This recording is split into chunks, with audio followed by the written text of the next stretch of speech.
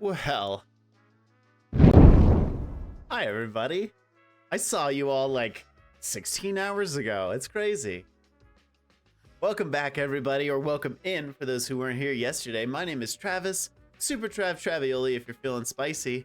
We're having a good gosh darn Thursday, and that's right, 2 episodes in 2 days. I didn't plan it that way, it just kind of worked out. And very happy to have you all here. Very happy to have you all here. For those who don't know what TravTalks is, well, let the chatbot tell you.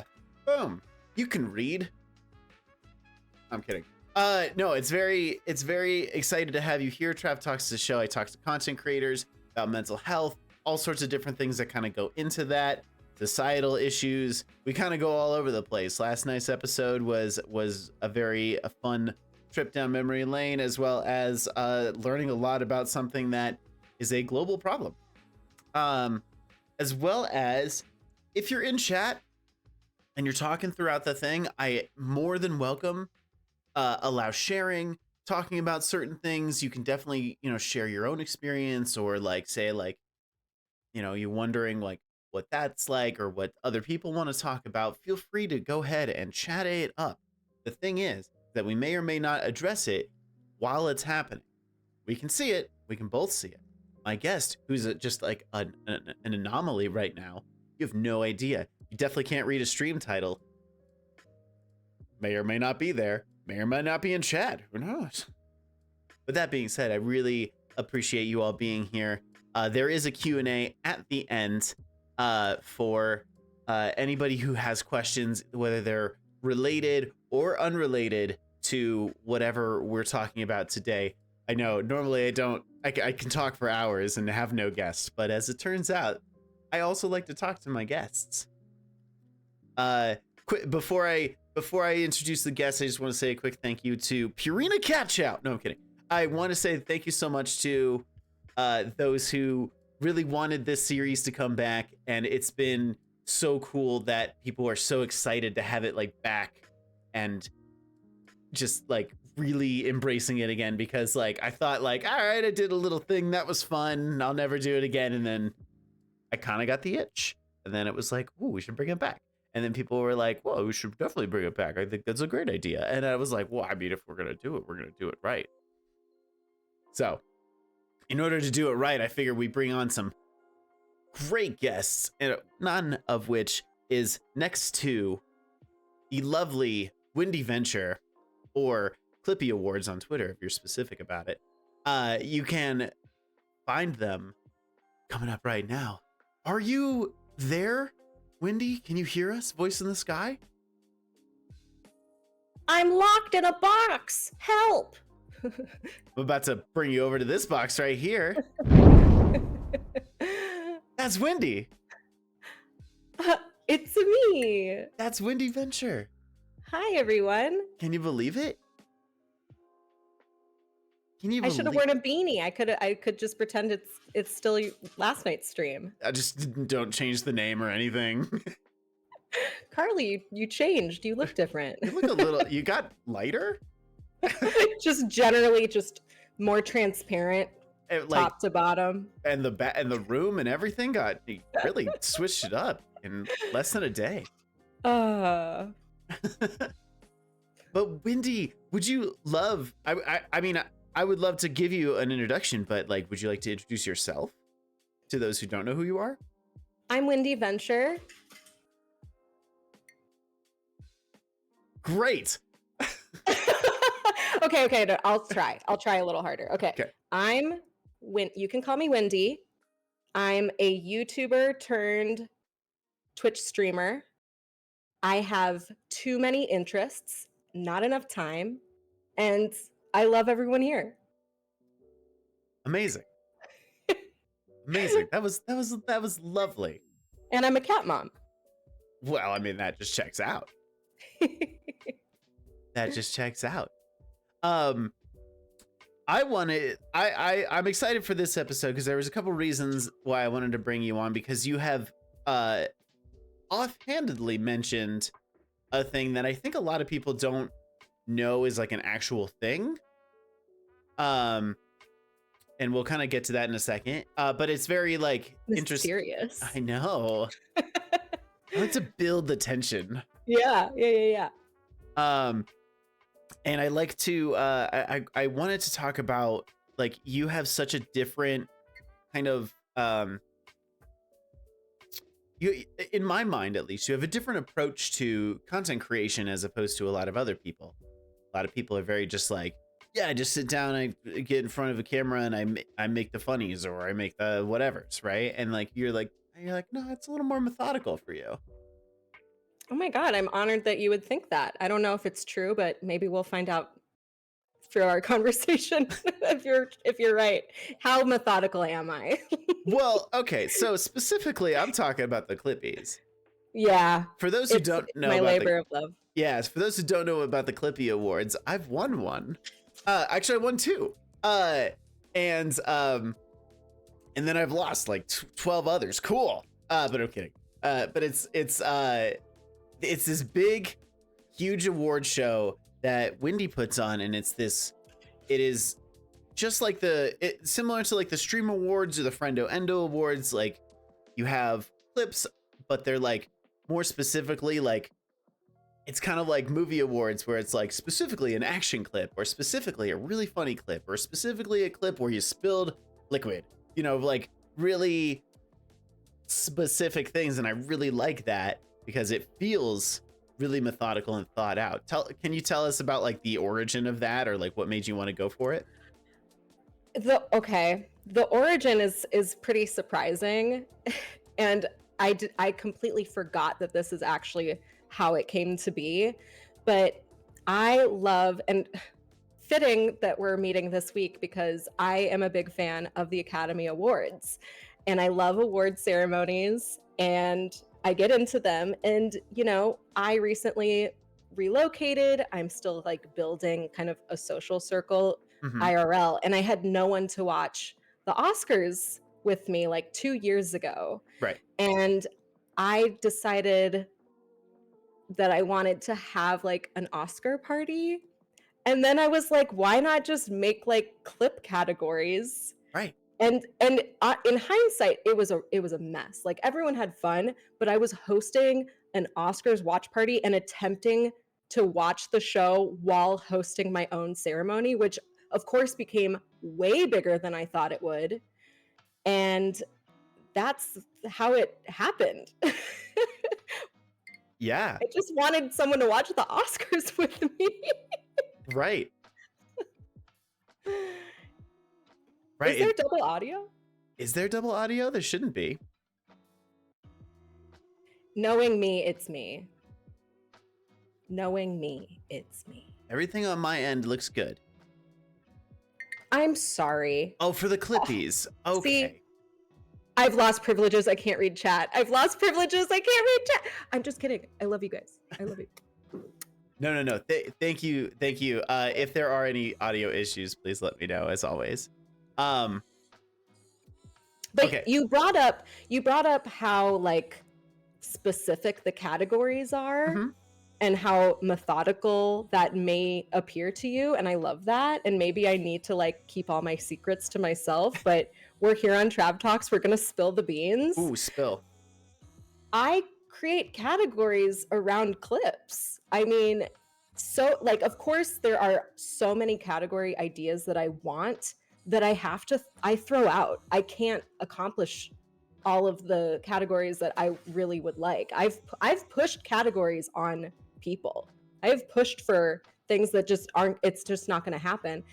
At the end of the day, it's the clips that make the show. I mean, obviously, but all I need to do on the backside of things is identify the connecting factors between clips. So I find people bring me the clips, I sought out clips, and it's really just finding, however thin it may be, the through line between multiple clips, and then that becomes the category. So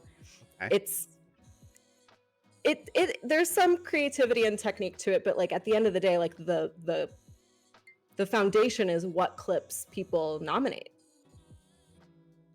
Okay, that's interesting. So instead of it sounds like what happens is you have a big pool of clips, and then as you're kind of separating them out, it's kind of like, oh, loudest scream, I like that one. Okay. Yeah. Oh, what about like quickest death? Because that's the one I want. Like, I will watch a clip and I will identify the markers of that clip. So Is there a scream? Is there a swear word? Is there a funny face? Is the gamer good? Is the gamer bad? So you kind of find these markers, and because I've now done it 3 times, I have the Discord set up, I have the categories pre-set up, but I'm constantly moving. Like someone could drop a clip in one category and I'll move it like 4 times before it ends up in its final category, just based off of what is the best fitting clip for the category and what new categories can I create and fill kind of as I go. So like I quickly can figure out 4 categories that one clip could fit into as long as it makes sense next to the other clips. Okay. See, that sounds methodical.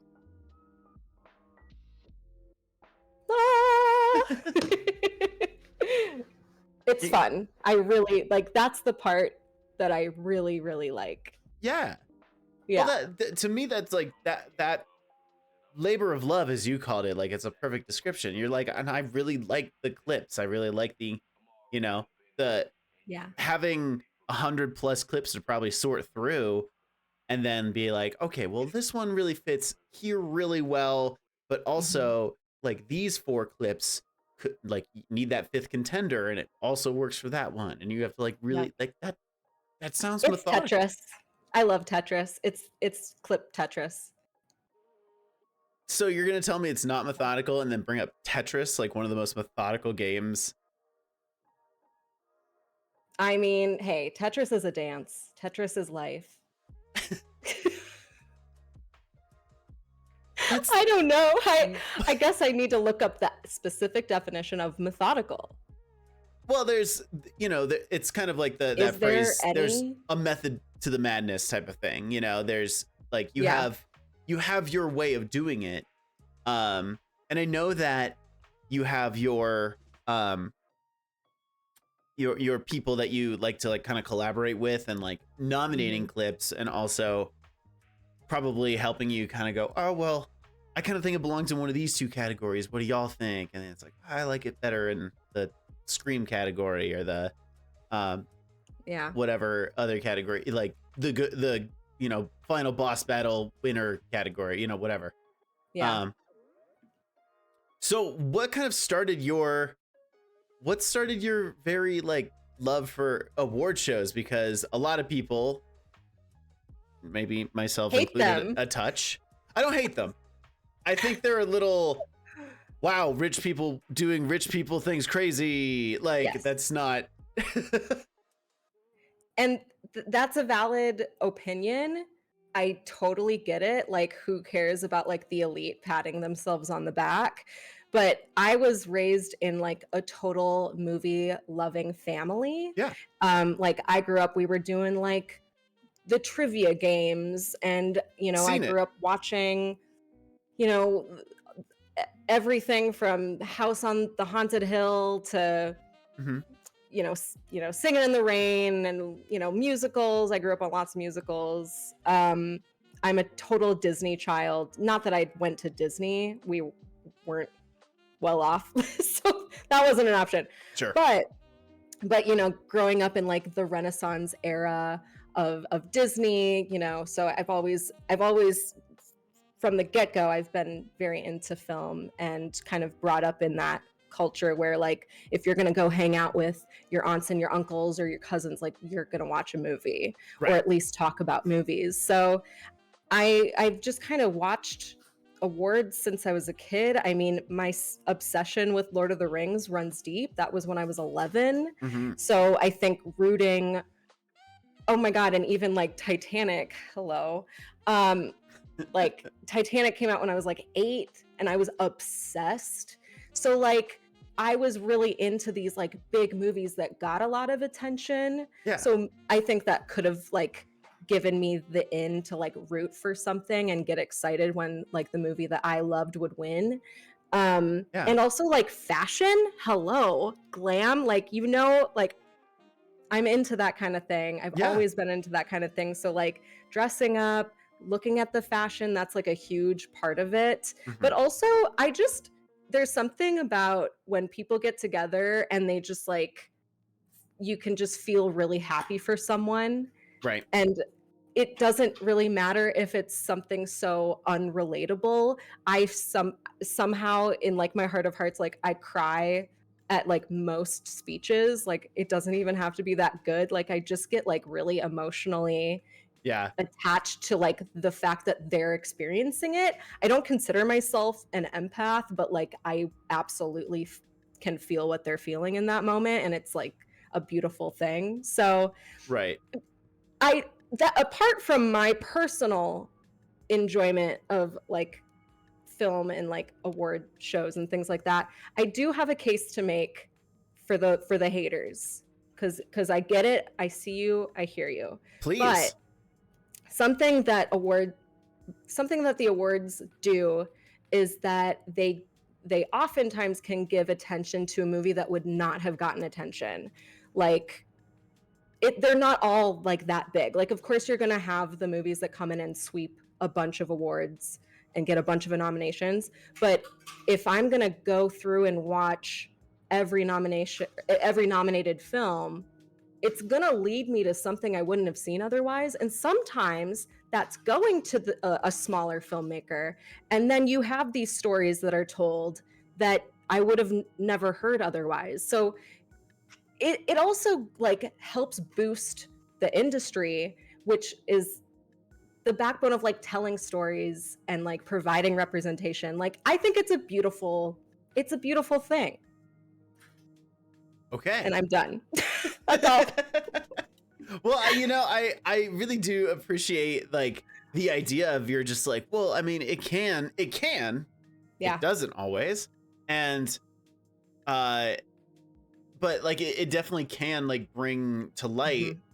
I mean, I didn't have a ton of interest. Like, this is totally my own personal experience. I didn't have a ton of interest in the movie, Everything Everywhere All at Once. Mm-hmm. And then like, I was like, all right, I won like 50,000 awards, so I should probably watch this thing. And it worked out really well because that's an incredible movie. Good. See, there you go. And like, I agree on that front, but there is also like a bit of like vapid nature to it. You know what I mean? Like, yeah. It's just people being like, yeah, I didn't buy this dress. It was given to me. It's worth $17,000. I'm basically wearing a brand new car. I know, like, yeah, and yeah. then they treat it like such whatever, and like, I see you. I hear you. I get it. I do. Sure. But I choose. I can't fight for the little guy all the time. Like, I need to enjoy. I choose to enjoy it, even if it's not 100% pure. And it's not. I enjoy football. I get it. I understand. It's my football. And I understand. Like, I'm literally like rooting for fucking the color orange because it's my favorite. Like, it's like, who gives a shit, right? Yeah. Yeah. They would do the same thing in a silver shirt, like, no different. But I understand where you're coming from. You're like, I'm going to kind of ignore that like gross other side of Hollywood because a lot of people don't, it's hard for people to like look at a celebrity sometimes and be like, wow, that person just spent my yearly salary in like 25 minutes, I know. Yeah. It is a huge industry, but honestly, like, entertainment, I mean, we're in many ways, we're the little guys, we're small entertainers. A lot of us work with like visual and, we're doing it on the itty bittiest of scales. Sure. But like, think of the hundreds of thousands of people that go into making those movies. I mean, sure, you've got the big heads up top, but like, it's just like any other capitalist industry. You have the people at the bottom making a living off of it. I mean, sure, we learned so much about that through like the writer's strike. Yes. And the actors strike this year. And like, anytime there's a writer's strike and then all of a sudden TV sucks and it's like, what are the odds? No. Like, what? Like, people, you can take it for granted, but I think, having like that source of escapism for me it's a really positive thing in my life. Like, whether it is sitting down to watch a movie and like getting enveloped in a story, or just like being obsessed with like the car on that person's body because the dress is like $1 million. Right. That's one of my go-to like escapist things. Absolutely. And it's positive for me. Right. And I'm not gonna take it away from you. I'm not trying to make that point at all. But I'm gonna take football from you. I brought notes. Just kidding. No, I didn't come prepped for football talk. No, I watch football very, very legally. I watch What does that even mean? Oh, it's just so legal the way I watch it. Like, I definitely pay for it a lot. And again, it's like, that's literally an industry I would like never give my money to. So like, I'm like, yes, steal it. I don't. I mean, I do a lot. We're on it lives on forever, Trav. You have to be careful. I very much watching my, yes. I didn't screen the Oscars in my Discord 2 years ago. What are you talking about? What? I don't just have like multiple websites. I watch things. Anyway, yeah, no, very, very similar. Like it's just, you have a thing that brings you joy, and there's nothing wrong with that thing that brings you joy, as long as it's not or like, makes you depressed, depending on what it is. I suppose so, right? If my team loses, I'm a little you know. Or it deeply disturbs you, like I just watched Saltburn the other day. You know, whatever, it's fine. Did you like it? Did you see it? Oh yeah. Okay. Give us the short the short version. Wait, you don't want me to talk about Saltburn for 20 minutes? I mean, you can. I had an experience. Yes. And I had issues with it. Okay. But one take, first of all, it was beautifully done, and I really enjoyed watching it from a visual perspective. I also have a hang up with, if there's a movie or show where I don't like any of the characters, I don't enjoy it. This was an exception, and that was refreshing that I actually like didn't like anyone, and yet I was really captivated and enjoyed watching the characters unfold. And so, you know, there were lots of things that I liked about it, and then there were plenty of things I didn't care for, and I'm deeply disturbed. And also I told Eggroll to watch it, and then, well, no, I told you not to watch it, and then you did. And I'm sorry about that. Worth it. No, I agree. It's beautifully shot. Like it is like a gorgeous movie. There's like a shot, and this isn't spoiling anything. It's the main character guy. He's in front of like one of those like foldable window mirror things, and on one of the sides he's like really well lit, and the other one he's like shadowy and dark. Ooh. But it's like shot from behind, so you just see his back. And I was like, oh, that's a beautiful I was like, I'm not even like a film guy, I'm a fucking therapist, what do I know? But like it was like watch it, it was like, that is gorgeous, like a painting. Yeah. It's painting. Oh man, that was art. That was art. There was a couple other shots too that I was like, I see what they did here. I have to sidebar this. Yes. Because I know I've recommended to you Cinema Therapy, the YouTube channel. I know it was like in passing, so I don't expect that you've watched any of it. But I love that channel. It's one of my all-time favorites. If you guys like therapy, mental health discussions, and film, it's a beautiful marriage. And maybe I'm an easy crier, but like that, I laugh, I cry, but I mostly cry. And it's good. It's good. Well, us therapists just live for tears, obviously. So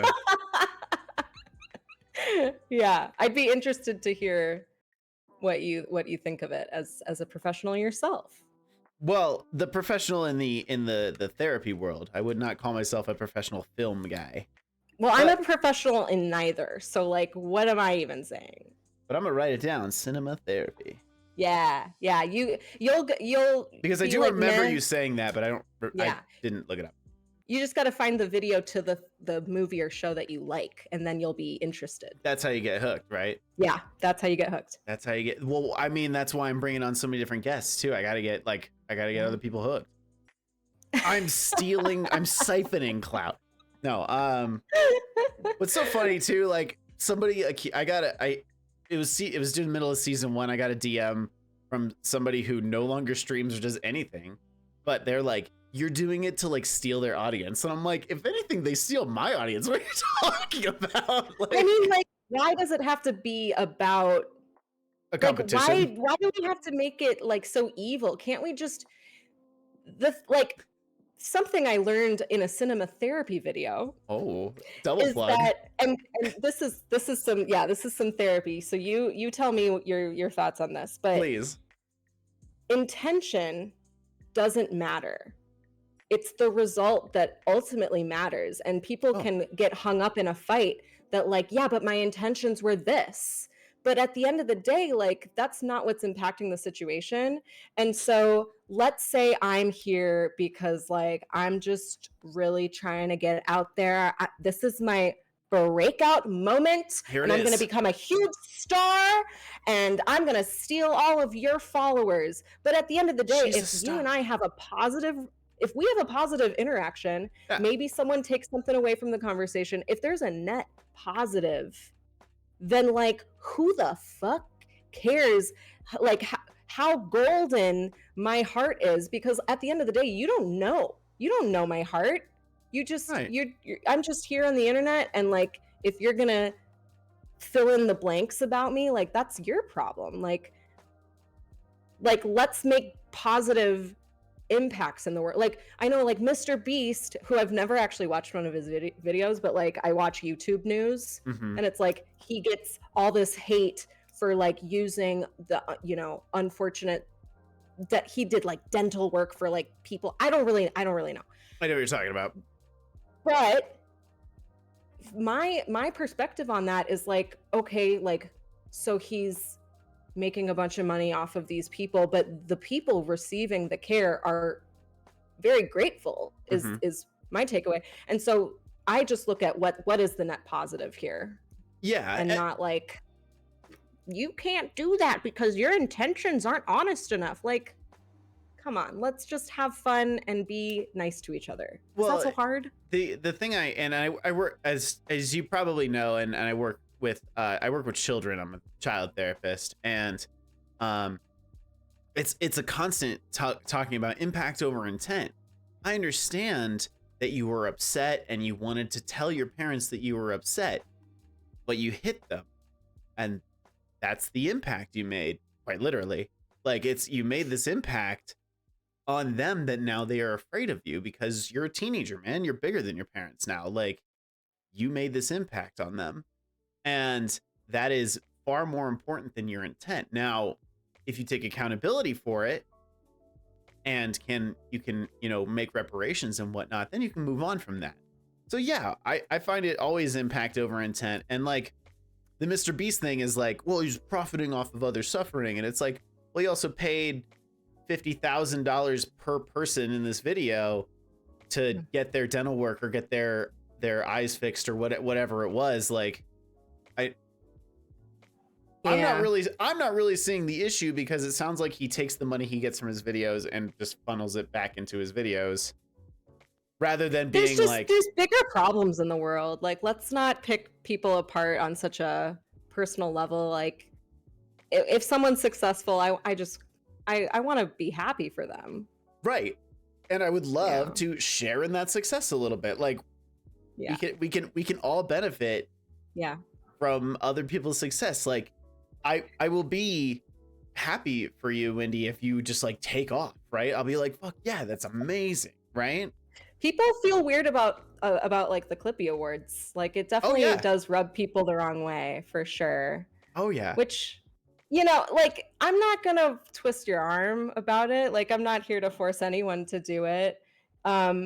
It's really fun. Yeah. And it continues to be like a very close circle, which I'm very honored to like be a part of on the internet.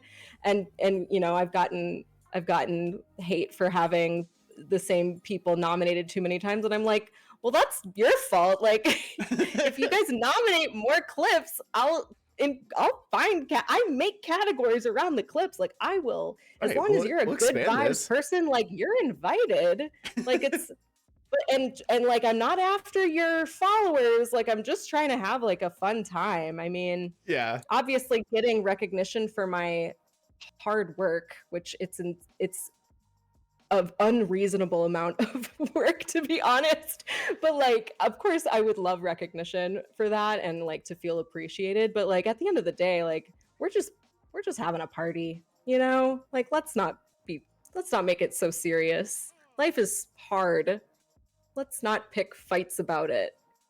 It's that weird finding of like, I think people see like, because the streamer awards that are like by like QT Cinderella and like all those like huge streamers, like, those exist already.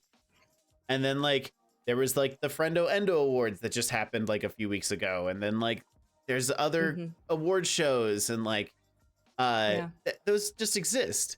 I think somebody in chat, and mine has nothing to do with popularity or talent. Did you hear that? I did. My cat just tried to jump. I'm sorry, everyone. That's okay. What did he just do? I think he knocked over a controller. He knocked over the Clippy award. Hold on. What a monster. The OG Clippy award, everyone. How fit. Well, haters gonna hate. Really? True. What was I saying? Oh, you were talking about how those award shows exist, but you're really just in it because you want that fun party, good time. Well, like clips are ridiculous. They can be. The categories are ridiculous. Like, it's not about like being the best streamer in a category or on a game or having like the most followers. And that's like the coolest thing that, like, of course, when I set out to do this, like, I didn't know it was going to be this thing. Yeah. And now, like, watching the person with 5,000 followers win an award and then watching the person with 200 followers win an award, and like one of them has like a camera that's really fancy and the good lighting, and then other people can win a clip off of like nothing. Like, it does, like, none of that matters if the clip is entertaining in some capacity. Like, you could win, and that's so fun. Yeah. Well, I mean, like, I was talking about this. Oh gosh, who was I talking about it with?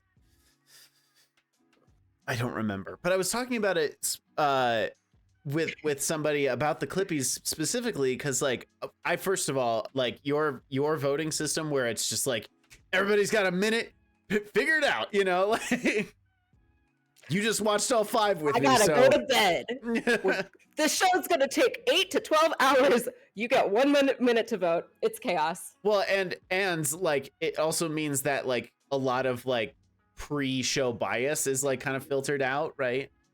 Like if there's a show that like it's like, oh well, yeah, the person on Twitter who's got 10,000 followers tells their 10,000 followers to vote for them beforehand, like, me who's got 900 something on Twitter, like, of course, like, I'm not gonna get there, right? Yet here you are, Clippy Award winner, 2-time Clippy Award winner. 2-time, can you believe that? Well, it's and that's why it was so surprising, because I was like, well, I mean, like, there are times I feel like it's like I'm on the outside looking in sometimes on certain communities and stuff like that. This is a personal thing, by the way. This isn't anybody's fault, but it's a very like, I'm on the outside kind of looking in at certain communities, and I want to be more involved in these communities, but life happens. And what do you do? By the way, that's a completely mutual feeling. I feel like that constantly. And honestly, like the benefit that I've reaped from like watching hundreds and hundreds of clips is that I get to enjoy some of these amazing moments, and I get to know these people. And I sometimes I like will never go into their stream, or like sometimes I'll be gone for weeks or like months on end and I won't watch anyone's streams. And yet I still get to have that little taste. And even though they don't, it's not, again, it's like not mutually beneficial, but like I get to appreciate others who I don't get to like always hang out in their stream. So it's cool. Yeah. And I think that is the beauty of clips and even other short form content like TikToks and things like that, where it's like, I don't know if you know, like Polly, but like her stream is at like fucking like 7 a.m. my time. I'm like, I'm not gonna make that. I don't know what to tell you. Like, right. Like, we have lives. It's true. Sleep is a thing. Yeah. And like jobs are also a thing. Right. And it's just like, I hate to tell you this, but I'm not gonna probably ever be able to really make that. Yeah. And or like people who are you know, time zones like 7 or 8 time zones away, and they're starting at like 3 a.m. my time. And I'm like, sorry. Or, But I love popping on to Twitch, like, as I get out of bed. It doesn't happen often, but every once in a while, just like be like, who's alive? And then I get to just see a bunch of Australians and enjoy their presence. And then I'm like, bye, see you never. Like, it was fun. Thank you. Can you give me like a cool like accent, like a really hard accented word? And then they're like, yeah, absolutely. I thought you were asking me to do an Australian accent. And I was like, all right, acting exercises. Here we go. I found my limit. I found my limit. This is not, what is that called when you're like, oh, this is not improv. I refuse. Do not make me do that. I will die of cringe. Wow, she's not a yes-ander. Okay, noted. I did an improv class thing in college, and there were definitely moments that were wildly cringy. Like, don't get me wrong. Yeah, because and part of that also, like, as the professor or whatever, I don't know if he's a professor. Can you be a doctor of improv? But was very much like you gotta sometimes just let go of that cringe factor and just go for it. And you are funny naturally, so just let it happen. They break you down to build you back up again. And sorry if I go under my desk again. My cat is insane. Sure. Yeah. Classic. Yeah. And that was very, it was enlightening in a way too. Cause it was like, oh, like I don't have to like comedy and whatnot doesn't have to be like this really hard thought thing. I can just kind of do it. People have told me multiple times that I would be really good at stand-up, but like, and this is in real life. This isn't like online, because honestly, people find me really, this is gonna sound some sort of way, but like people find me really funny in real life, but it's never on purpose, and I wouldn't know. Okay. It's like when you hear the same thing over and over again, it's like, okay, well, like, how do I harness that? But like at the end of the day, I don't want to, so I've never tried. But like, yeah, and stand-up is so different. Stand-up is so different compared to being like kind of situationally funny or being able to like quip really quickly, Yeah. I don't know. I make people laugh. I don't know what it is. Yeah. But it's not the worst person to be in the room, so I'll take it. No, I know. I'm a similar way. I'm like, you know what? Because I can't be the hottest person in the room, I'm gonna at least be the silliest. Absolutely. I guess What's your sign? What do you think my sign is?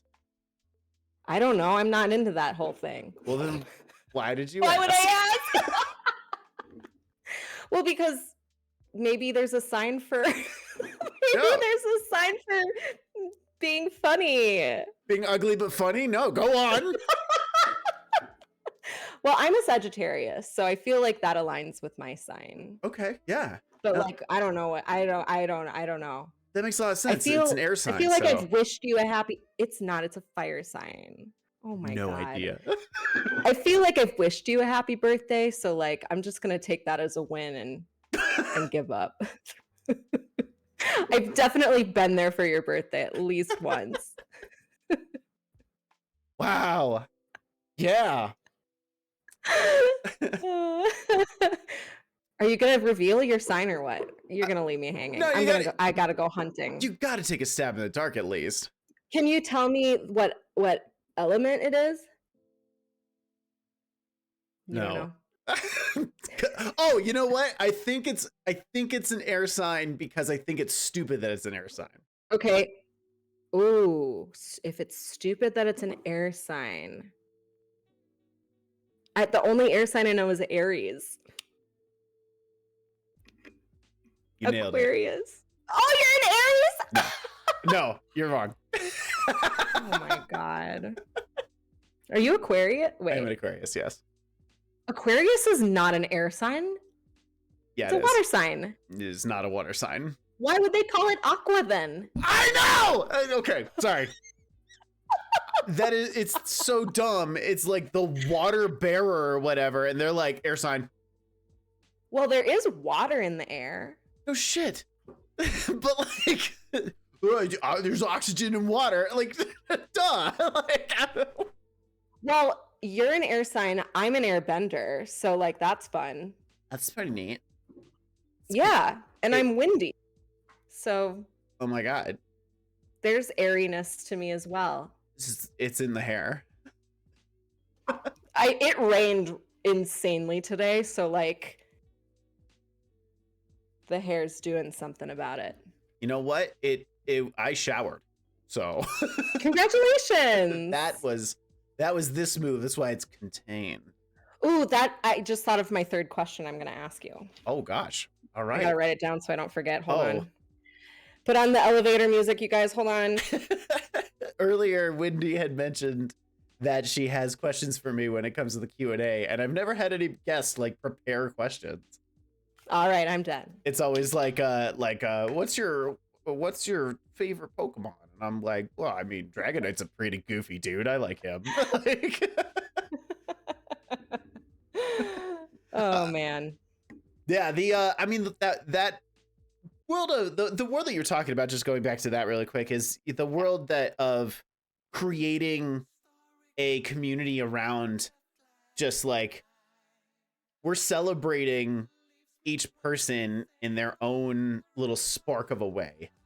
Like, could you grab a clip from every single person and put them in a million categories and do like probably like a 48-hour straight awards show? Like, I'm sure it's never ending. You could totally.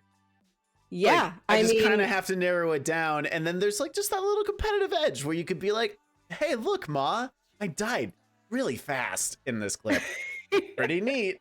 Like, it's never ending, and there will always be more clips, and yes. I'll do it till I'm dead. Let's go. That's absolutely not true, but okay. But I will try and continue to do it when I can. Yeah. Yeah. It's a huge undertaking every time, and yes, I also get smarter. I also beg for help more and more. Okay. So offloading some of the responsibility, limiting the number of categories. I mean, this last show we had 25. It took like 10 hours. No, we had 30. Yeah, we had 30 categories. And it took like 10 hours or something like that. Yeah. So, I wanted to do it smaller shows more often. Yeah. But I just haven't even since the last show in October or November, I've just been taking a little break and stepping away from it. Yeah. But technically you can drop your clips whenever. Self-plug. There you go. Discord's open. I'm in the Discord. Yeah, you are. Yeah, it's very interesting to like come up with this I guess for lack of like you just see like all that work. Like it was really like this cool moment to see all this like work that you put into it too, because like I'm sure like the very first Clippys that you ever did, I remember like a couple like little hiccups, and then like you were like, I gotta go on and be right back, and it was like 20 minutes, and it was like that's being so nice. A couple little hiccups, but yeah, just a couple little hiccups. Did you want me like? Do you like it sucked? No, it was every show that happens, I black out. Like I barely remember anything from any of it. Honestly, yeah, it's like Sasha Fierce comes out, and it's like not even me. So I just black out during streams, and I'm like, don't worry, babe, I'm entering the comedy zone, and I'm just like ready to go. Exactly. Put on my goggles, and I'm good to go. Yeah. It's but now seeing like the like more, it's like you are able to kind of see the work that you put into it. It feels a lot more seamless, and that evolution is something that is like I admire in a way, because like it's like look how much like work, and like people talk about like Well, I tried this thing once on stream, but I really liked it, but it didn't go so well, so I'll never do it again. And you go, well, okay, I can understand. I'm sorry to punch my mic there. I can understand the feeling discouraged, no doubt. Like, it's like, oh man, I just did this big event and was gonna like stream for 24 hours and I was gonna do all that. I had to do it a second time. I had to. Yeah. Because I had 100 ways I knew I could do it better. So that's what I did. And then the third time I was like, yeah, but I'm pretty sure if I do it this way, that's going to be better for me. And it was. Mm-hmm. So, you know, it's very methodical. We have found it. See? Yeah, it's trial and error for sure. Oh, no doubt. And enough peer pressure to talk me into doing it again. Just enough. Yeah. Every show is my last show ever, and then you're like, well, I could probably just enough peer pressure that I'm like, okay, fine. You're right. You're right. You're right. Let's do it. Fine. Okay. Yeah, it's and it's inspiring just because to see the level of like dedication and just like personality that you've put into this whole thing, because it really does feel similar to the big award shows where they even sometimes show a tiny clip of whatever movie that they're nominating, or you know, all these little things. You're like, that's that okay, now I see it. But unlike the big award shows, the Globes, whatever, it's not predetermined who already won. It's like that immediate. Oh, it's such a ride. It's like, oh, everybody watched me drink Pilk, and for some reason like that. So oh, I've yet to try it. I'd like to. I did Diet Pilk, actually. That was the. Yeah. Well, I would be doing it with almond milk. So I feel like that's a whole other thing. Ooh. Yeah, because I don't drink milk. Yeah, it's just like, think about like, what's like that, not like cherry Coke, but like there's like cream soda. Like, I just feel like it would be that. Like, I'm down. It's the taste isn't the bad part, honestly. If I had prepped properly, we could have done a Pilk shot together. Oh, I even have the stuff for it. Again, it would be Diet Pilk, but I've got some kombucha and some milk. I also have Sprite. I could do like Spilk. I could do mabucha. Albucha ilk. We're getting there. Ilk. We're getting there. Kilch. Yes, and whatever. I'm good though. I'm good. Well, I did Sprite, and I would do Sprite and milk because I have Sprite too. That's disgusting. Yeah, that's gross. I'd give it a shot. Well, I've never seen how cool your wall is. I'm so sorry. It just caught my eye. Wow. Do you like it? Yeah, it looks like if I was an ant, I'd be in Antarctica. Ooh.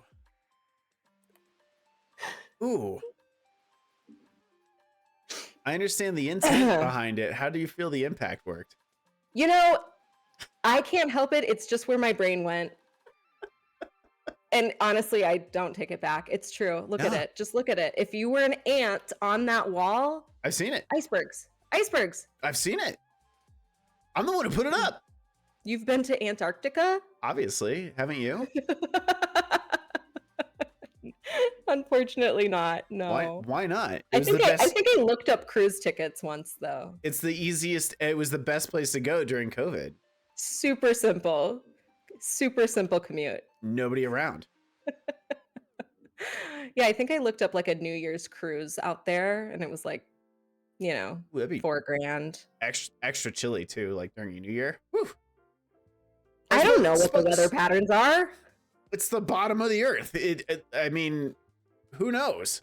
It's the giant ice wall that the government put up. So if you're at the South Pole, every direction is north. I'll just let you think about that. God. You're welcome. My God, I could run the earth in a day. Less than a day. And you're in every time zone at once. All at Speaking of time once. zones. That's like when I went to the Four Corners and did 10 push-ups, and I was like, I just did 40 push-ups. Oh, I like that. It was I like move. that. I love a good gimmick. I was like, listen, work smarter, not harder. Sorry to offload all my South Pole fun facts on you. Do you have more? No, those are the only two. Oh, okay. All right. I kind of got excited for like a rule of threes thing, but nope. Again, you're a very not an improv person. No. It's the end of the bit. You didn't like my Antarctica joke? Oh, I loved it. What are you talking about? What are you talking about? I thought, oh man, yeah, what if I was one of billions of ants and I walked like through? It's giving me whatever those lights are, the northern ones, the Aurora Borealis right now. Not a South Pole thing, but yeah. It's very, but I'm just saying your backdrop, it's inspiring me. It's like getting my creative juices flowing. Just not for improv bits. Oh, no. There's not a like it. No, that's no accents, no improv. I am okay. I actually have stage fright. So anything that puts me on the spot to perform is terrifying. Okay. Can I ask you this though? What's the difference? Okay. What's the difference between what? Okay. What's the difference between performing anywhere else versus like you're putting on a show when you hop onto Twitch? The stage. This is the stage. You are on stage. What's the difference? I mean, I do freak out if there's like a lot of people. Like that is nerve-wracking for sure. Sure. I definitely have had my fair share of practice, like talking to a camera, even like talking to my own face. So like those are like things that you can do to like disconnect from. Sorry, I'm getting caught on my. You're blessed because I do not use. I upgraded it and I have an earbud in my ear, which I don't do. I'm like anti headphones. Anyways, I have wireless earbuds in case I ever feel like. There you go. But I'm just saying, like, I did the thing to make sure that your show had decent audio, and not everyone gets that luxury from me. So wow. Sidebar. But I think anyways. Yes, keep going. What was I saying? I have ADHD, okay? So do I. No excuse. Oh no. Oh, stage fright. Okay. So first of all, I've gotten better. Yes. I had it really severely as a kid. Same with like arachnophobia. Like I had like severe stage fright, severe arachnophobia. And I've definitely made efforts to overcome those phobias. I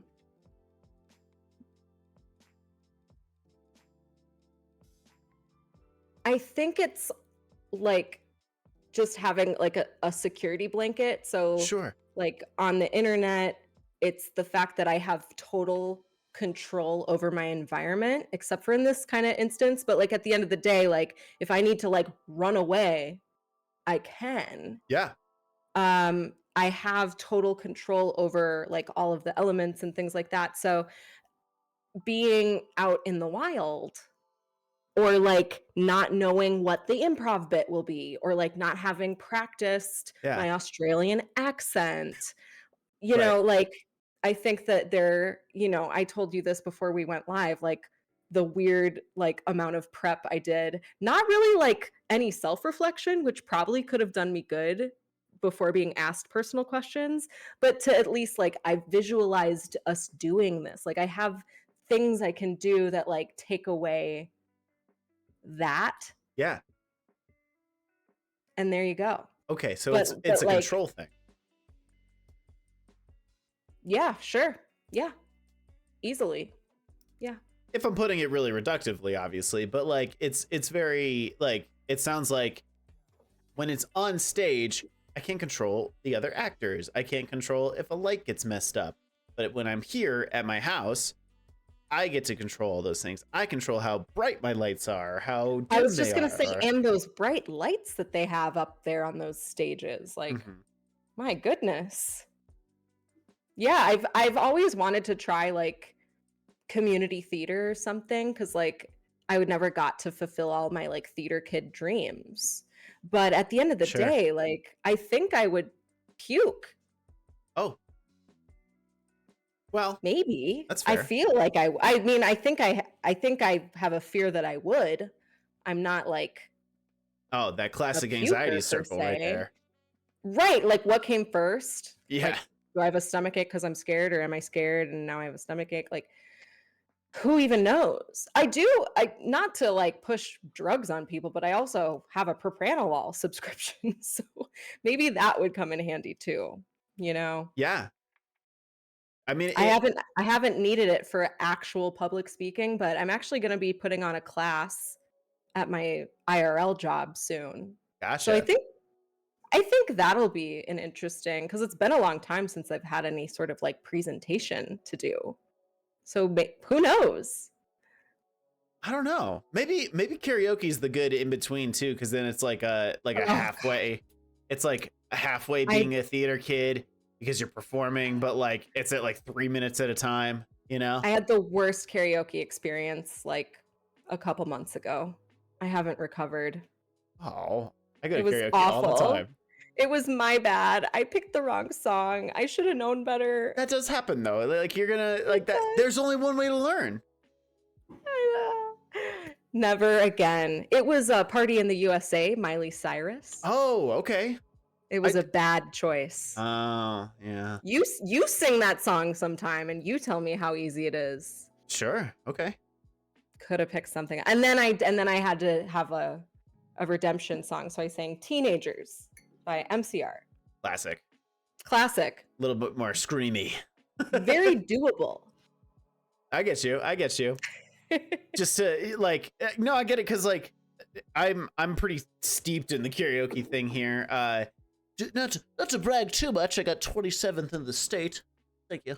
But it's At what? at karaoke. Like, what does that even mean? Like, you went to a competition? Mm-hmm. What? Yeah. That's a thing? Yeah, karaoke world championships, KWC. Oh my goodness. It's a real congratulations. Thing. Thanks. What's your favorite song? What's your go-to? I have a whole list. I have a whole playlist. Oh, okay. So as someone who struggles, first of all, yeah, we're in the presence of greatness. Whoa. Hello. I just said don't praise. Stop praising me. Okay, but what's your advice to someone who feels overwhelmed with choices? I have a lot of regret I've made I don't have a go-to. Okay. I haven't done enough karaoke, but I've done enough karaoke to know I'm not good at picking the song. Okay. Because like you gotta hit the right vibe. You want people to enjoy it. It's gotta be something you can sing. Like, sure. What advice as 17th did you say in the nation? In my state. Even still, my God. I'm like second to Tetris in my region, by the way. So we're both celebrities. Same, but different. I hear you. Yeah, it's so my rule for any like beginner karaoke person is pick a song that everybody knows. Because the way that you start when it comes to karaoke is building confidence. Once you get confidence, then you can go for new songs, trying new songs, and then even shaky songs.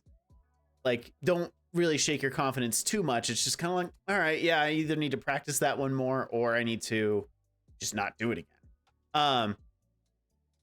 So like if you pick a song that everybody knows, nobody's listening to you in that bar. So if I get up there and did Sweet Caroline, no one gives a shit what I'm doing up there. But I can get better at being like, Sweet Caroline, right? Like I can get up there and just like do the thing. But I'm thinking about how I sound, but they don't give a fuck. They're just ready for that. Bah, bah, bah. Like they're just like ready for their thing. They don't give a shit. Amazing. So you build that confidence that way. And then you start to go, all right, well, let me try, I don't know, say like, let me try doing some more 80s stuff.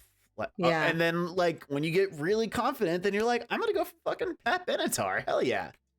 Like that's good advice. That's where my voice is as I do 80s girly stuff. It's the best. But oh, the 80s. So yeah, you're right. It's a good range. It was before like singers had to go like Olympic style.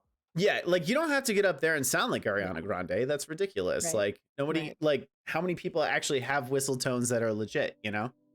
Yeah. It's like her, Mariah Carey, and like a few jazz singers that I know. Like, yeah. I have to suggest a rebrand because I know your channel says therapist by day, funny maker by night, karaoke master by weekend. I mean, I didn't win. Number 17?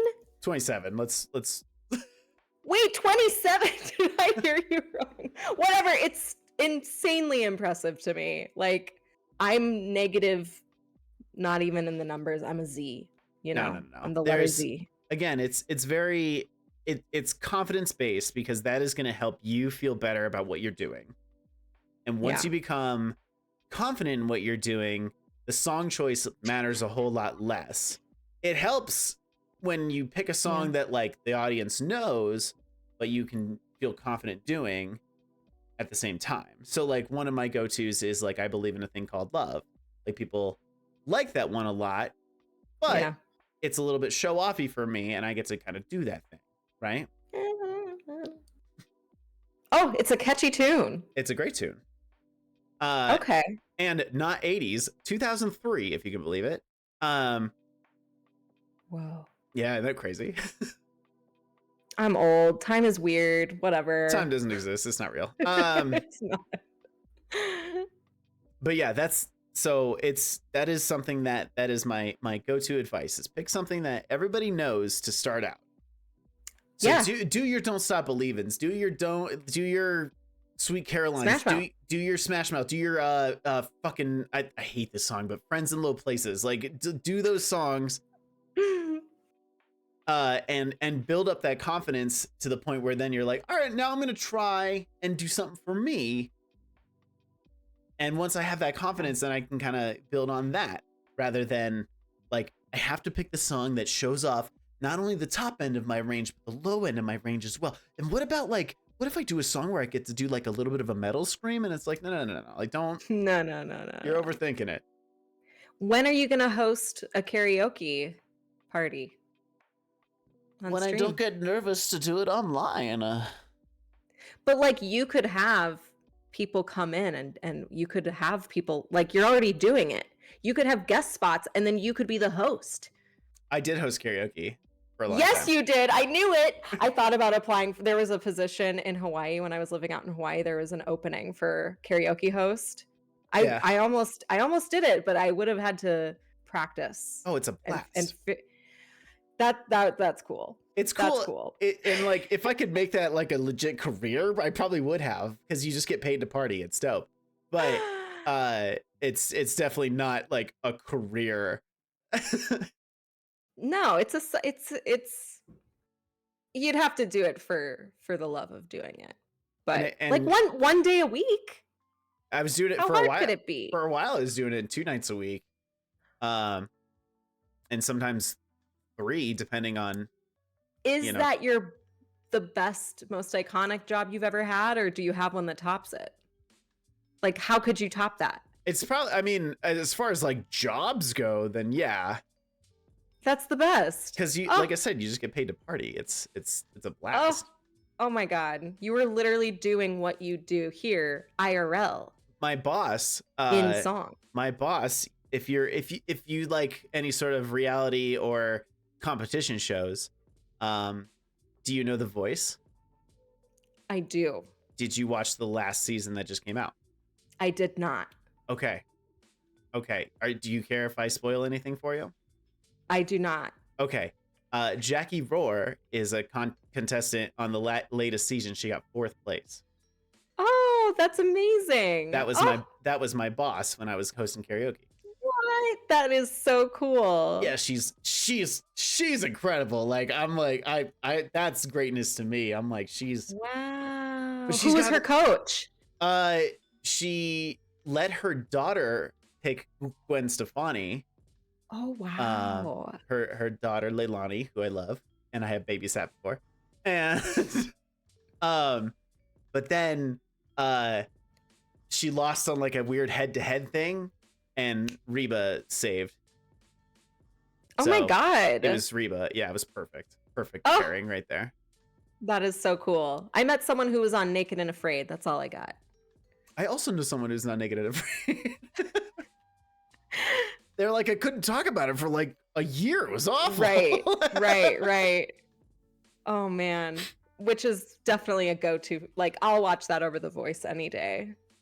But The Voice is good. I mean, I think I would cry the whole time if I watched. I feel like I would just cry. Just tears. I just feel so happy for people. It's disgusting. I love that. It's really cute, honestly. Yeah. Thanks. What do you say to a quick break here? Sounds good. We'll come back, and I would love to talk a little bit about what we talked about at first, which was the misophonia thing. Speaking of sounds. Let's do it. Okay, I'm ready. We'll do some misophonia talk, ironically, and then we'll hop into some Q&A right after. We'll see you all very, very soon. Bye. Bye.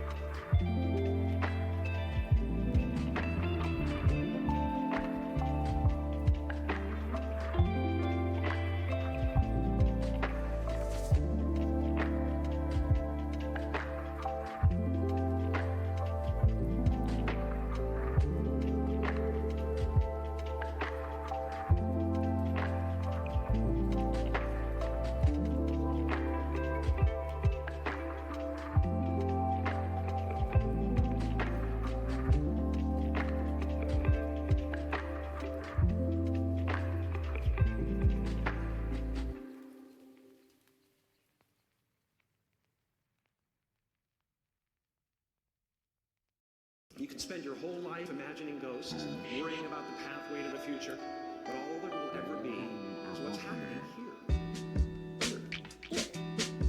Here.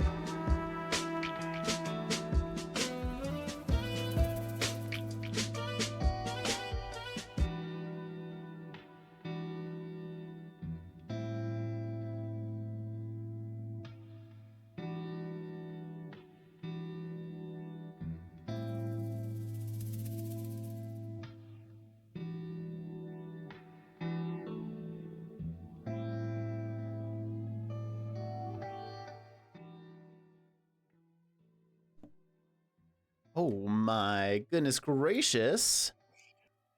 And we're back. Hi. Just like that. Just like that. Hi, everyone. How was your break? It was nice. I went to the bathroom. I filled up my water bottle. I fed the dog. Productive. Nice. Productive. My partner is sick, so she's basically out cold on the couch, and I'm like, all right, I'll take care of this stuff.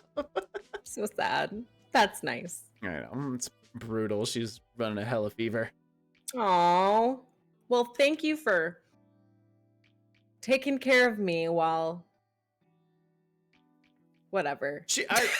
I have fed She's her and sleeping. I fed her and medicated her and all the things. So good. She's good to go. I hope she feels better soon. I do too. Definitely kind of came in and kicked the shit out of her. So let's hope.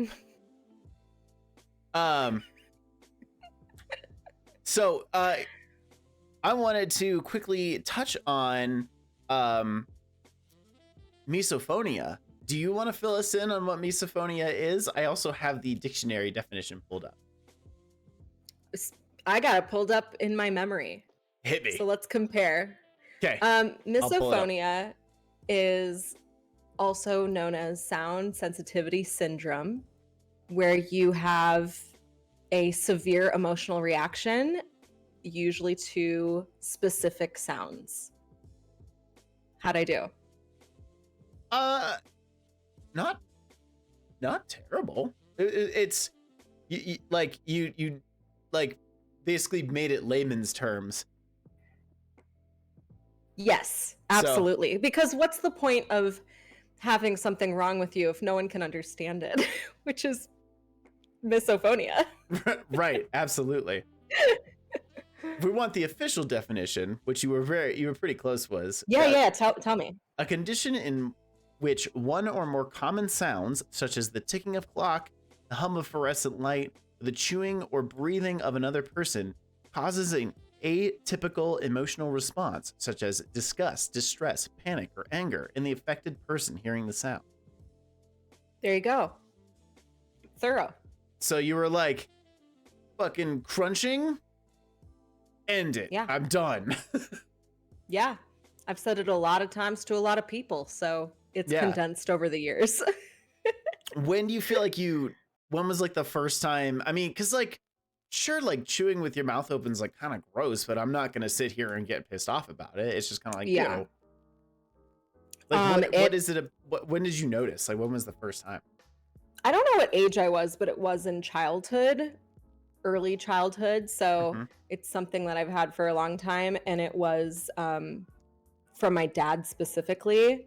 So his just chewing noises. And then, you know, slowly over time, other things would kind of bother me. And there was never any explanation or any like connection made. It was just like my incapable nature, like that I wasn't able to like cope or handle the like rage really that came from, you know, specific noises. A lot of it's food related sounds. So dinners, quiet dinner parties are kind of like my worst nightmare. Like the clanking and the scraping of silverware against plates. Like my house is full of mostly plasticware. Although like the nice like tink of a wine glass. This isn't wine, by the way, it's kombucha.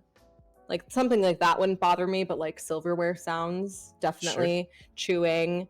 But you know, there's other things too. Nail clipping. That's a big one for me. Interesting. Okay. Yeah. So my cats are fighting. Classic. It's not 4 a.m. guys. What are you doing? And one thing the dictionary did not mention, that's, I mean, this is not widely known, but like there are visual aspects to it as well. And I do experience that too. So, you know, it's fun. It's great. It's the best. Gotcha. So yeah, it's been almost basically my whole life. Gotcha.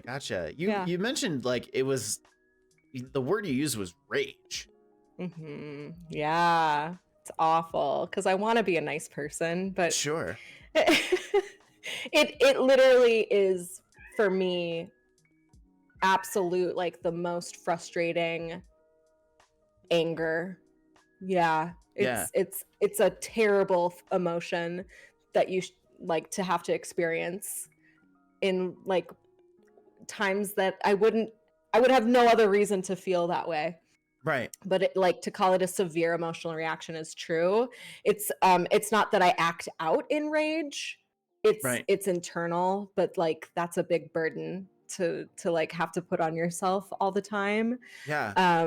So I've, you know, as I've come to understand it, and it wasn't until adulthood till I actually had a word to describe it, that that's kind of when everything changed for me, because suddenly I knew how to explain it to people. I knew how to understand it. I had this like just knowing that like what I was experiencing was not completely unique to just me, and that there was an explanation, and it's a very real thing, affected by, you know, many people. So being a kid, being a teenager, being a young adult, like that was really, really hard because there was no context for any of it. Sure, because they didn't quite have like, it was just like, well, you're just being sensitive, or you know, like those are normal sounds that like you got to get used to it. And you're like, it's not about getting used to it. There's more to it than that. Well, and you know, hindsight's 2020. My grandma had it. My aunt has it. And it has been linked to like genetics at this point. Mm-hmm.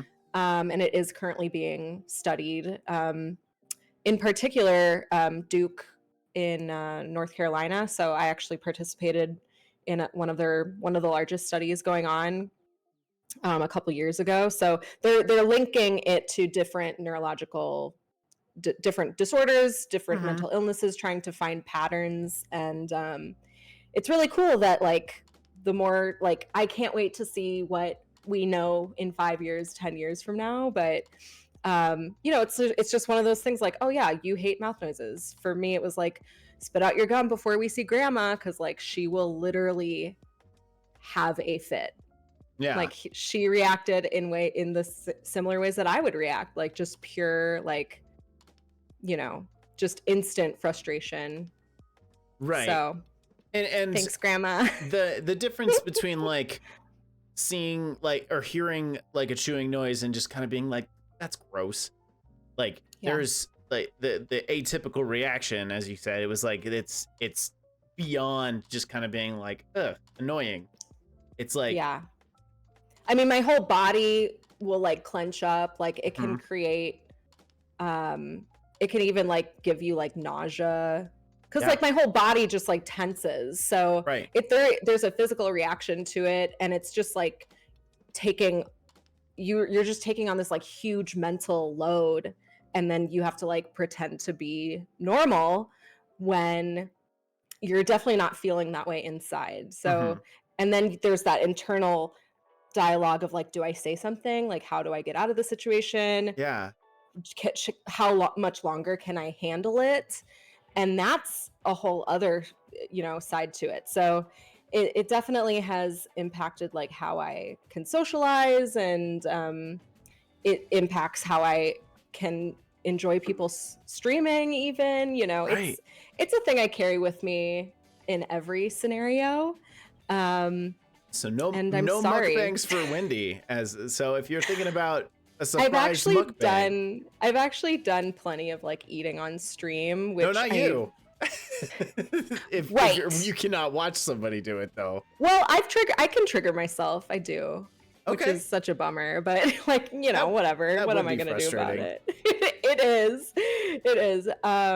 But yes, I do usually exit like immediately when food's involved. But there's like certain mic settings to certain voices. Like, Yeah.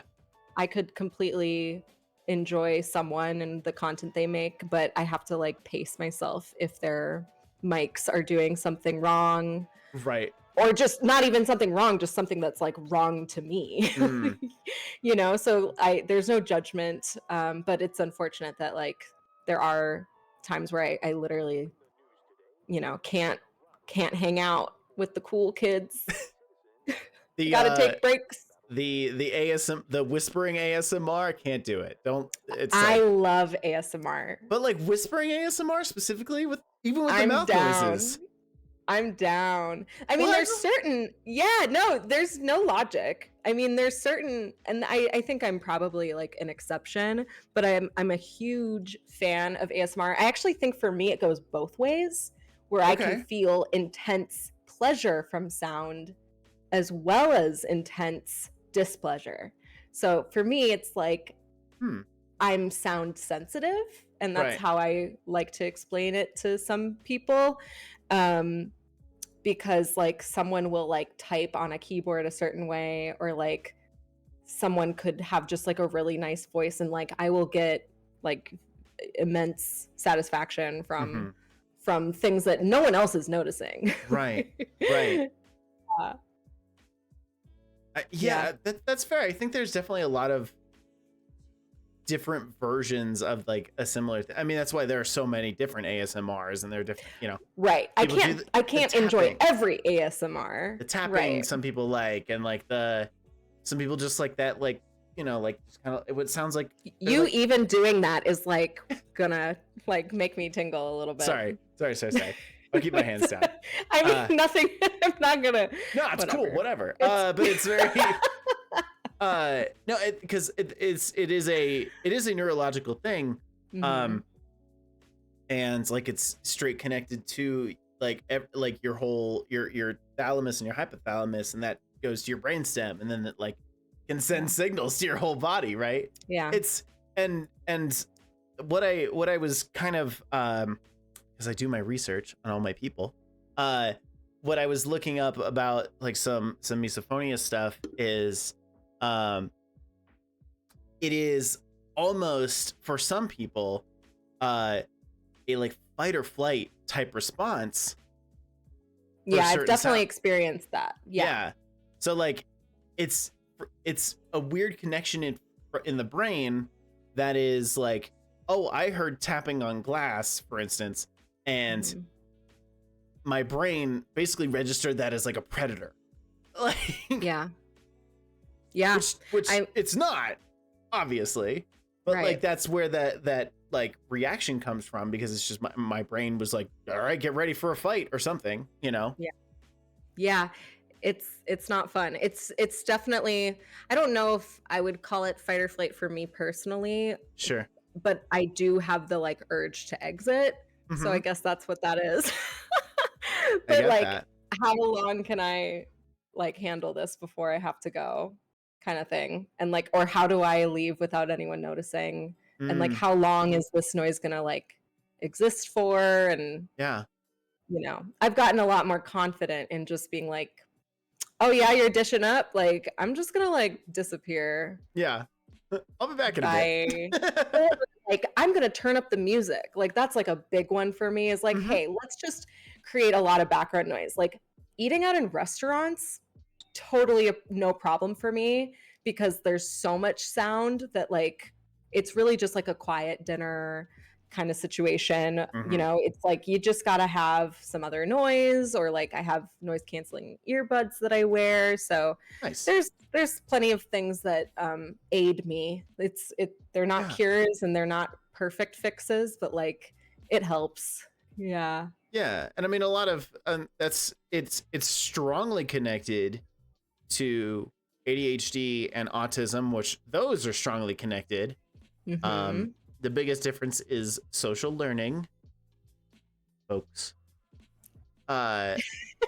Please stop sending me TikToks of people being like, sometimes I'll put on my right sock and then my left sock, which that my doctor said that's autism, and I'm like, it's not. it's so not. It's been really cool, like since being diagnosed with ADHD, like seeing what is similar with autism, because my nephew was just diagnosed and with autism. Right. So seeing what we have in common is really great, because he's, kind of alone in that and doesn't have the words to communicate that there are, like, he has misophonia and he's 7 now, 8. Yeah. So the fact that they were able to identify that is because I have made it very clear to my family that I have it. Right. So it's amazing how, like, he is acting out at the dinner table. Why is he acting out at the dinner table? Why does he always insist on leaving? The more people at the dinner table, he reacts in this way. Right. Turns out he was having overstimulation by sound. So, like, whether it's literally misophonia or just like sensory sensitivity, like, I just feel like I'm the closest thing he's got to advocacy in the family. Yeah. And like, even though our situations are different, I do see similarities in how he already is like socializing. Yeah. And we share some of the same quirks, and it's been a really like lovely, rewarding part of me being an aunt to him. Yeah. And he's just the best. He's the best. Yeah. I like to compare it to a like a Venn diagram, because there are similarities that exist between the two, but there's also very much differences when it comes to social learning and just regular learning of that kind of psychological process for both people with ADHD versus people with autism. It struggles. Mm-hmm. It's a struggle for both of them. Yeah. What? No. Yeah. Me? Oh yeah. Yeah, I've definitely had my social struggles for sure. The I think what was so interesting is growing up, I was a young boy who got diagnosed with ADD, and my mom was kind of like, or he's an 8-year-old boy, like, yeah. They're like, well, he's got a lot of energy, and she's like, yeah. He's an 8-year-old boy. And while, like, I don't think my mom was necessarily wrong for that, but it turns out later an ADHD diagnosis would have explained a lot of things. Like, I wasn't really all that bad at school, right? I was like, yeah, it's pretty solid A, B kid. Like, I did all right. I was able to kind of sit and learn, but it was like a lot of other stuff that it was like, oh, well, that explains a lot. Yeah. I was diagnosed as an adult, and so was my mom. So I was shocked when I found out she was diagnosed, and that's actually what led me to consider it as an option. I actually had a very interesting journey with that, because I thought I was bipolar.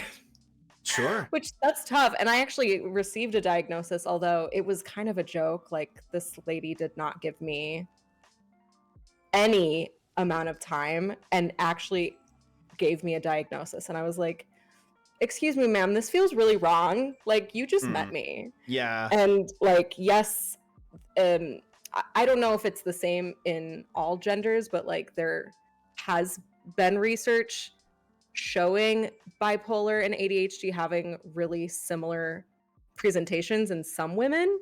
Oh, well, they have both similar diagnostic criteria for emotional learning and emotional stability. Yeah. Like, because there's like rejection sensitivity when it comes to ADHD, and that can present very similarly to, oh, well, they went on a really low, but a really high afterward. And it's like, or that's just kind of equilibrium. Yeah. But it happened really fast. Why ADHD? It's tough. Yeah. And as a person who can diagnose and does, I think of diagnosis as kind of an ongoing thing. Yeah. But I've definitely work on like, well, like, let's start with this provisional, and then we'll kind of go from there and be like, well, it's actually not either one of those. Actually, it's leaning more toward this thing. And the fact I definitely that people do it in resented. like an hour is ridiculous. Yeah, no, it was very upsetting. And I spent like money on it too, but anywho, I found a different thing, and it was like a 4-hour test, and I felt much better about it that round, like getting a new diagnosis. So, Right. But yes, I did actually go the majority of my life, like it started in my teen years. I was like, I'm pretty sure I'm bipolar, but I was like so scared to tell anyone. And then, it's just, then I like heard that like misophonia and bipolar were having some like close connections, and I was like, oh God, I was right all along. I've just been like living like this. Yeah. Like, why is life so hard? But because I was a good kid too, but I was a good student. I was a naughty kid. So it's not like I didn't have struggles. I struggled like my whole life, and the fact that no one ever thought to like try and put any sort of word to it is interesting. A very because common thing with young women. Yeah, I mean, I was very different from my peers in many ways. So I went through that emotional arc of like accepting the fact that like I could have handled everything so differently if I had understood what I was going through, but here I am, and I'm doing it now. 30, flirty, and thriving. Killing it. But flirty, not at restaurants. Right. Restaurants are a scary place. Well, no. Restaurants, comforting to eat in. I enjoy going out. However, I've worked in restaurants. Stressful. No, thank you. I don't. Well, I mean, you were there last night when we were talking about restaurant life. Oh my gosh. Right. Yeah. Woo. You guys, I was relating hardcore to many facets of that conversation. Oh yeah. So there's that. I shouldn't, but I can definitely say like, back, like, we're going to rewind just briefly back to like karaoke. But like alcohol was my gateway to like self-acceptance. And then I had to like learn to self-accept without it later. Harder. But like it it took a lot of drinking. Sure. And I've unfortunately gone, I related a lot to what you guys talked about last night, but I digress. I still drink, although not tonight. No. I got the booch. The booch. Which I do pour into a wine glass. Thank you. No. It's I think it tastes like vinegar, but you do you. I love vinegar. Well, I mean, vinegar's good in things, but not just to drink straight up. Yeah. Have fun with your pilk. Your spilk. Again, the flavor wasn't the bad part. It was feeling how I felt afterward. Sure. Ooh, yeah. Yeah. Anyway, I'm sorry. So yeah, to go back to like diagnoses, being a student, all of those things. Yeah, it's I now kind of like sit in relief that I'm like, it's getting all this attention and stuff. It's kind of like annoying because I feel a little like everyone's like, yeah, well, we all have ADHD, but I'm like, yeah, but like, do we? Like, that's not true. And just because it's like it is having its moment online, and Yes. there is a huge uptick of like stimulant medication shortages, and like everyone's trying to do it, and you know, for a lot of folks, I consider myself one of them, you know, especially like as a woman. I'm grateful that the research has caught up slightly, that we can be like, oh, that's what has been going on this whole time. Right.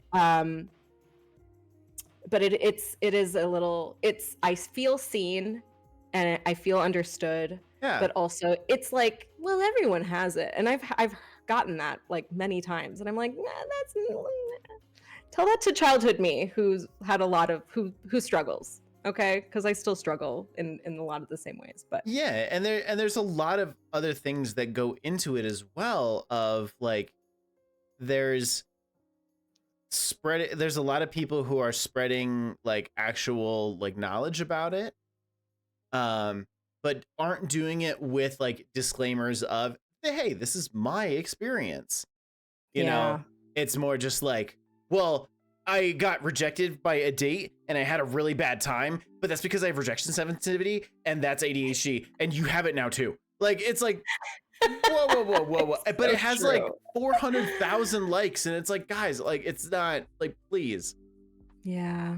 And it happens all the time. I mean, I even said it last night. It was like, kids will come in with their brand new diagnoses that they got from TikTok. And I'm like, all right, show me the video. Like show me like the lines of videos that you watched, because I need like, let's go through and figure out what's real and what's not. Isn't there a word for that? Like when you read like your horoscope, where like you can easily relate to the thing in front of you. So like, obviously when you're dealing with symptoms like rejection sensitivity or like dopamine deficiency or hyperactivity, these are things that everyone experiences throughout their lives. Right. But that doesn't mean that your brain is like wired different, like wired in a different way. So it's everything's so relatable. Like, yeah, I've gone through this experience, so like this is, well, I have it. Right. And but that's also the way that these things are framed. They like frame it like, look how relatable I am. Please give me your likes and follows because I have this thing. And like, yeah, it's, you know, it like, I feel like people kind of like don't do a whole lot of like looking up research, whatever on it, because it creates this dissonance of what's real versus not. And what they also want, because a lot of people want to name their struggle. They like want to have a reason that things are going poorly in their life. Yeah. It's like, oh man, well, I mean, now it makes all the sense in the world because I'm bipolar. And it's like, well, like, sure, but that doesn't change what's going on in your life. You just have like, see a professional, kind of the name. Get a second opinion.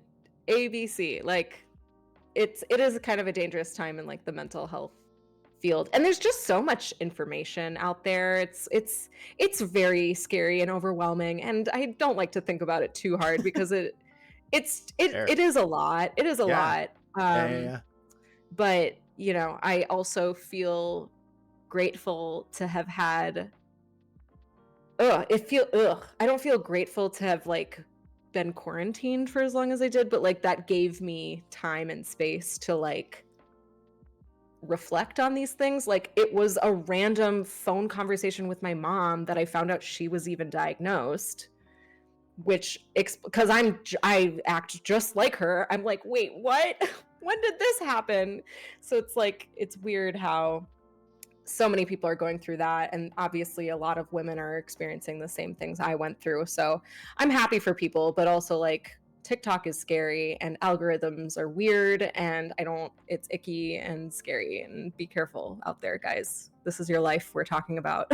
Right. My whole thing is like, all I ask is that like do a little bit of looking past just what someone said in a 17-second video. Like it's really easy to create a super relatable thing.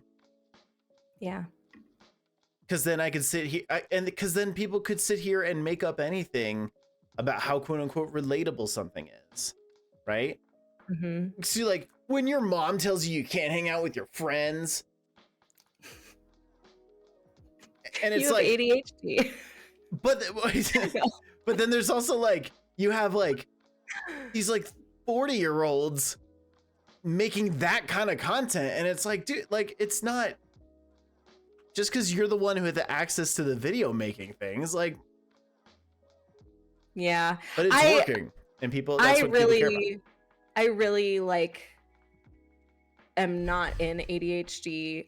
First of all, I don't use TikTok, but for the sake of the conversation, I'm going to say TikTok because it's easier than Instagram Reels, which, hi, out of touch millennial here.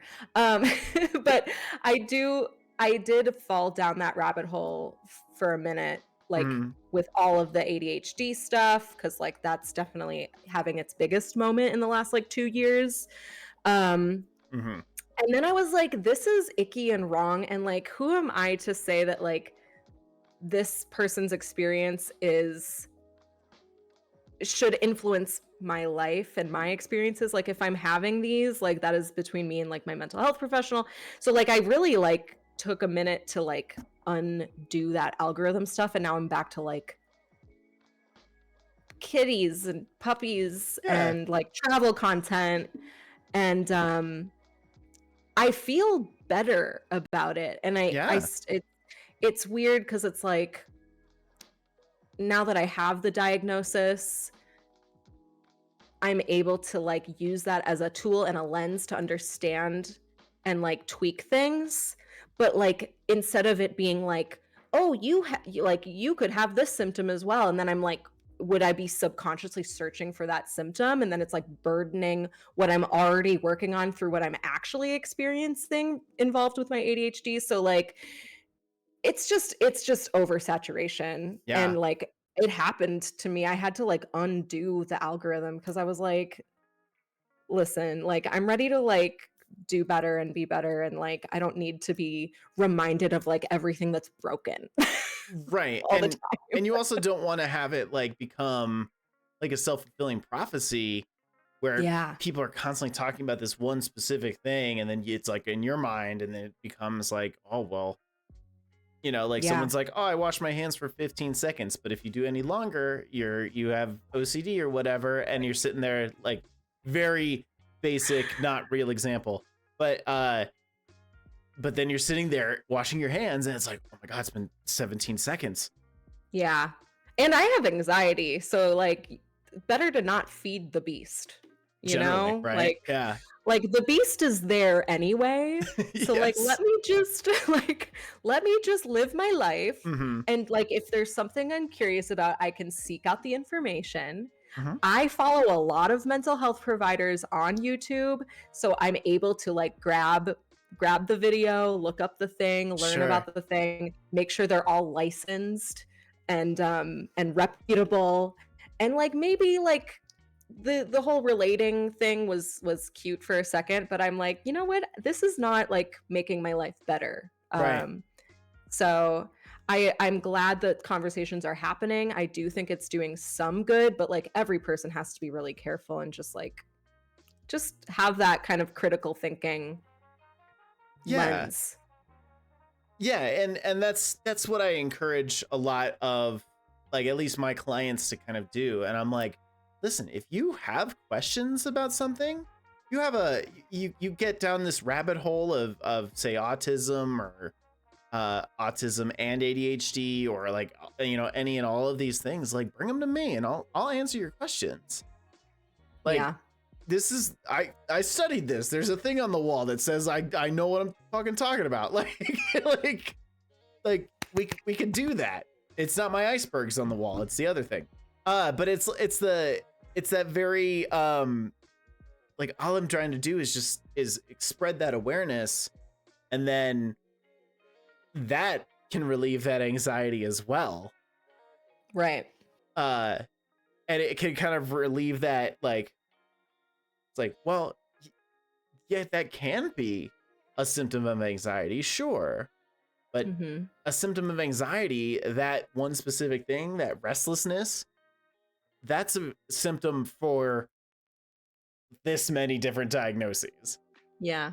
So like, that's a really common thing, and everybody can experience restlessness for one reason or another. Do you know how many times I've been tried to be prescribed antidepressants? 7. More than once. Oh, more than once. More than once. And I am not. I have experienced depression. I've been depressed. Yeah. But like, that is not the source of my issues. Right. So like, to think if I had gotten on antidepressants, which are not the kind of thing that you can just like start and stop willy-nilly, you know, I just think about like, what if I had done that? And it's like, I mean, I was like an emo kid for a long time. Like I could have easily been like, yes, but like deep down, I just was like, that's not what is going on here. It's something else. Right. So like, of course my anxiety can feed into my depression. Of course my dopamine, my issues with dopamine, which I've got them from my ADHD, can definitely like lead to depression, you know, like, but I'm just like a critical, I'm a skeptic. That's like a huge thing for me.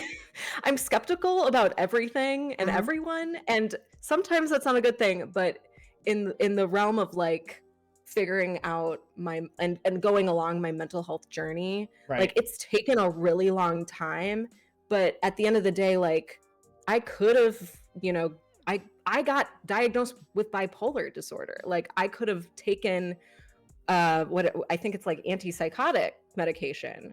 And I'm like, okay, well, I might as well try the stimulants, because worst case scenario is it like triggers a manic episode. Right. And I'm like, I could do some cleaning, whatever. And then guess what? It didn't have, like, I could think of some grand plans. Like I love when I get in that like manic phase, which I know it's not literally, I get that like that. Like I thought I was bipolar for like the majority of my life. So but when I just got on stimulant medication and no manic episode, just able to do my chores and function like a normal person, I was like, wait a minute, what the heck?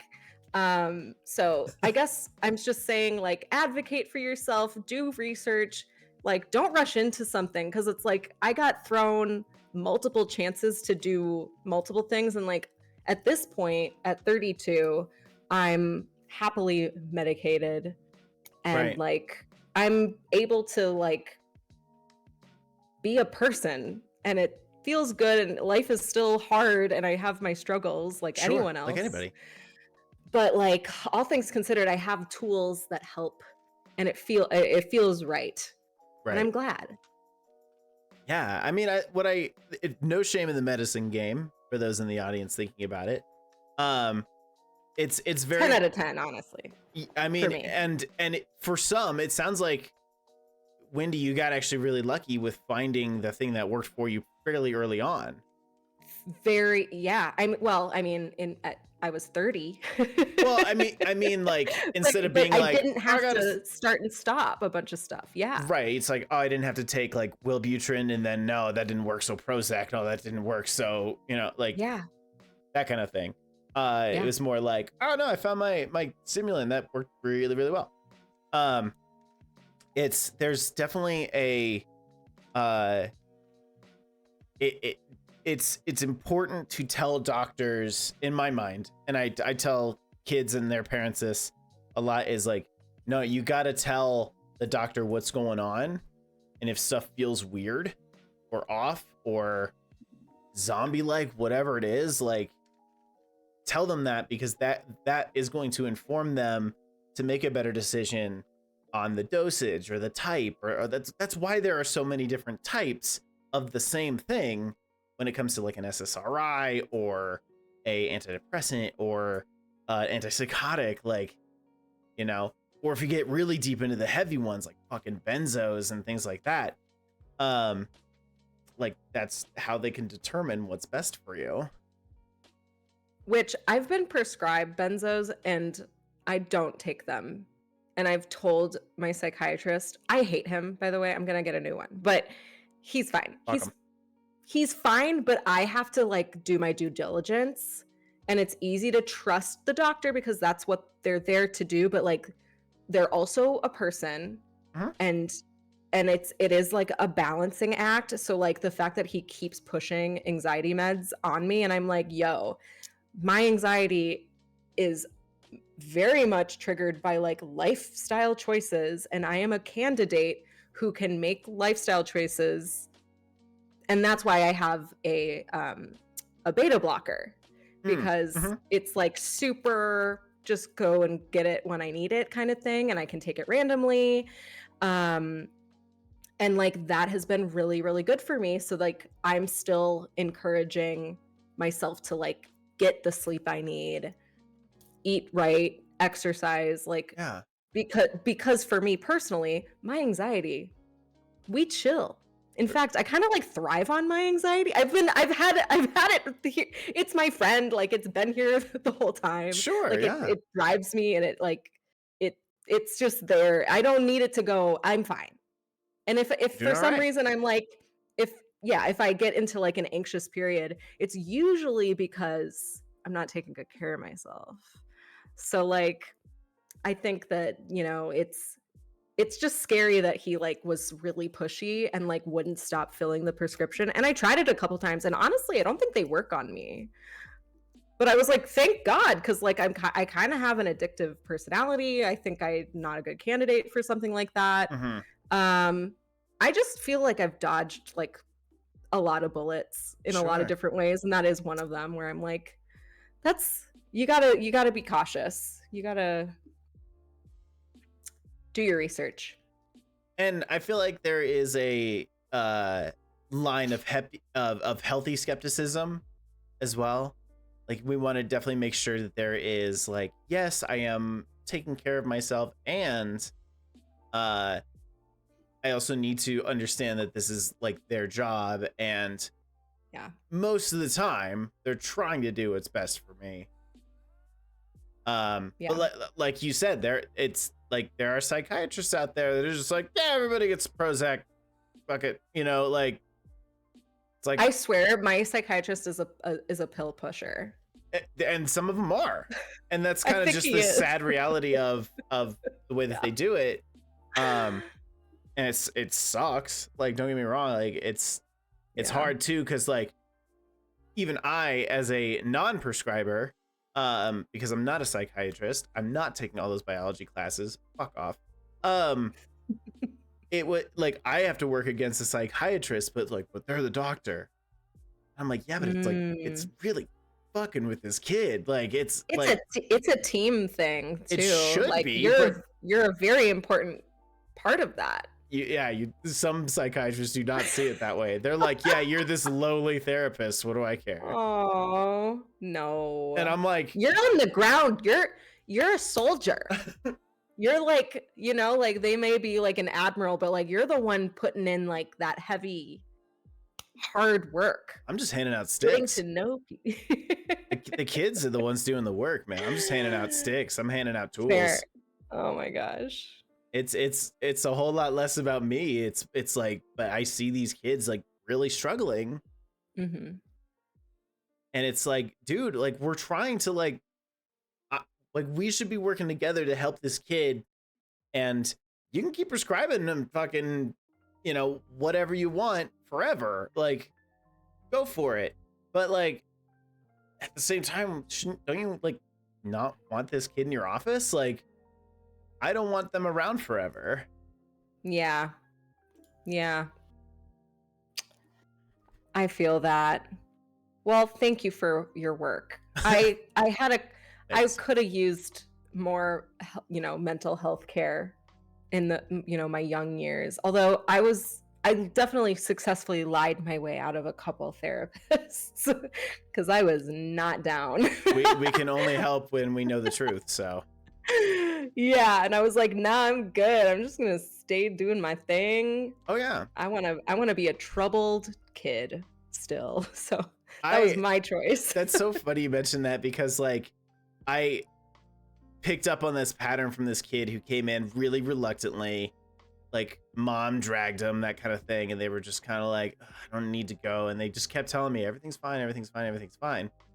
And I'd be like, well, first off, one of you is lying, because mom is saying that things are not fine, and you are telling me that things are fine. So either things are fine or they're not. And not that I'm inclined to believe mom more here, because maybe mom's over exaggerating, but like, what's the point of sitting in the hurt if you're not feeling any better? Like, Yeah. is that like a point of pride? You're like, yeah, like I got problems, and it's like, is that what you want? And they were just kind of like, well, like, I don't know, like, it just doesn't, like, you're not going to be able to solve them. And I'm like, you haven't let me try. Right. Like, I don't know, I could be really good at fixing a thing, but we haven't even gotten there. Interesting. So how are we supposed to? I don't envy. I'm not good with kids. I mean, I don't particularly like kids, so I'm like, you're a hero. Like, no, to work with kids. It's amazing. It's honestly, it's just because like I'm also 32, but like like adults look at me and see a kid. You know what I mean? And I'm a child, by the way. And kids, yeah, and kids look at me and they see like a young adult, but like I'll sit on the floor with them. I wear band t-shirts to work, you know, and like I do that. That's like what I do. Mm-hmm. And like they don't see like another stuffy adult. And then I work with the kids, because it's like, yes, there are days I'm like, I went home and I'm like, did I do anything today? I like played Connect 4 and Uno, and I taught a kid how to play Speed, and like it was a great day. I did that one program in high school where I got to like mentor a kid. Oh, and like we would take a bus to the elementary school. Mm-hmm. And I was really excited. And then I like got picked with this kid, and he like we met like every day for like a whole quarter. Like, he never said a word to me. That hurt. I'm cool. Like me. I don't like me. I had to get You're over. unlocking so many memories. I really had to get over having all my kids like me. I was like, because some of them aren't. Some of them are gonna. They're not gonna like. They're not gonna like me, and that's okay, because it doesn't mean we can't work together. Yeah. But like, we don't have to connect on every single thing. Like, I'm not gonna know what you're talking about sometimes. Yeah. Like, if you tell me about some, show that I haven't seen but has like 50,000 seasons, I'm probably like, bro, I'm not gonna watch all of it. I don't know what to tell you. Like, yeah, I don't know what you're talking about, but I'd love to hear you explain it and why you like it so much. Because like, tell me more about that. Why do you connect to it? Yeah. And it's like, well, the main character, I feel like I'm the main character. I'm like, oh, okay, let's do that. And, like that's, there you go. That's the kind of like, I'm like looking for ends, You're doing cinema therapy. It comes full circle. It was totally full circle. Amazing. Yeah, it's very interesting just to like find those little ends, because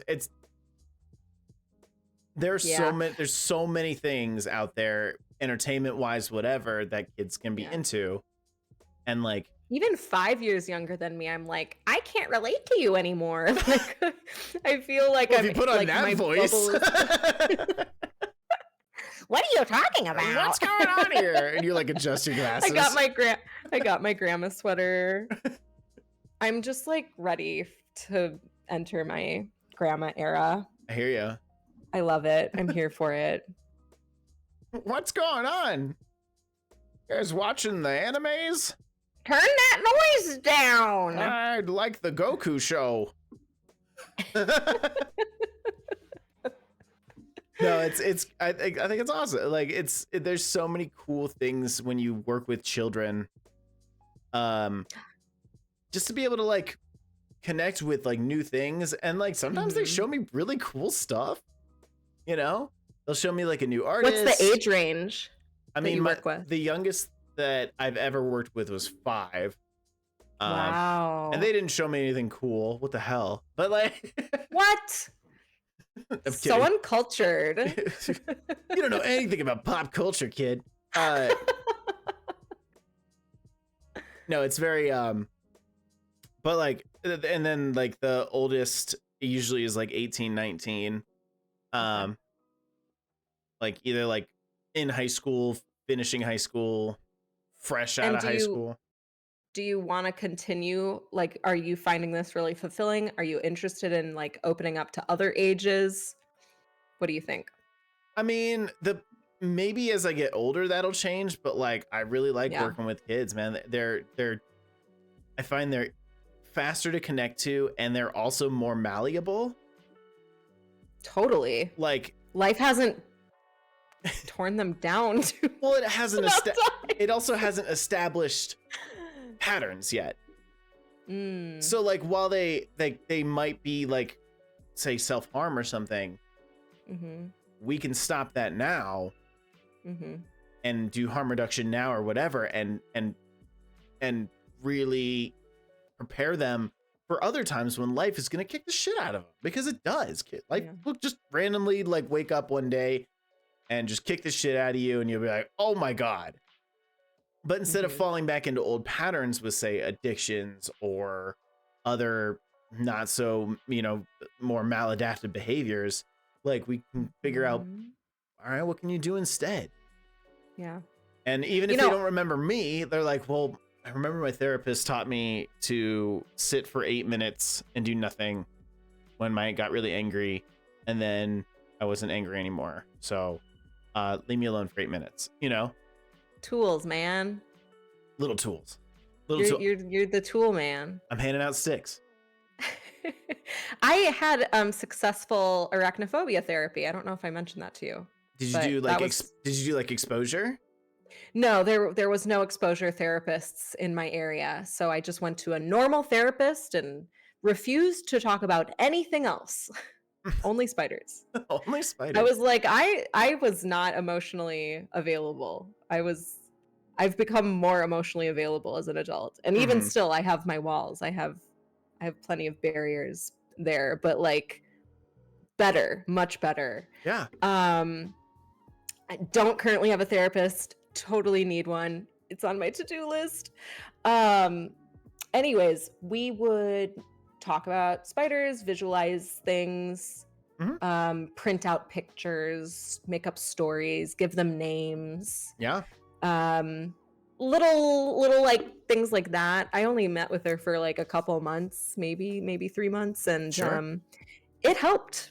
And 10 years down the line, I kind of got over like a final hump moving out to Hawaii, and then now I'm just a normal person who's scared of spiders instead of like severely planning my life around the possibility of a spider. Right. Now I'm just normal scared. I'm just normal nervous. Normal nervous, very tolerable. Still choosing like top floor apartment though. Sure. Yeah. I have cats now. They protect me. They do. Yeah. They'll take care of it. Yep. Absolutely. What do you feel about either we can take a quick break and then jump into Q&A? Yeah, I'm fine with that. Quick little 3 minutes. I got to run to the bathroom. So yeah, let's do it. I'll do a little jumping jack. Let's do it. We'll see you in just a few minutes, y'all. Bye.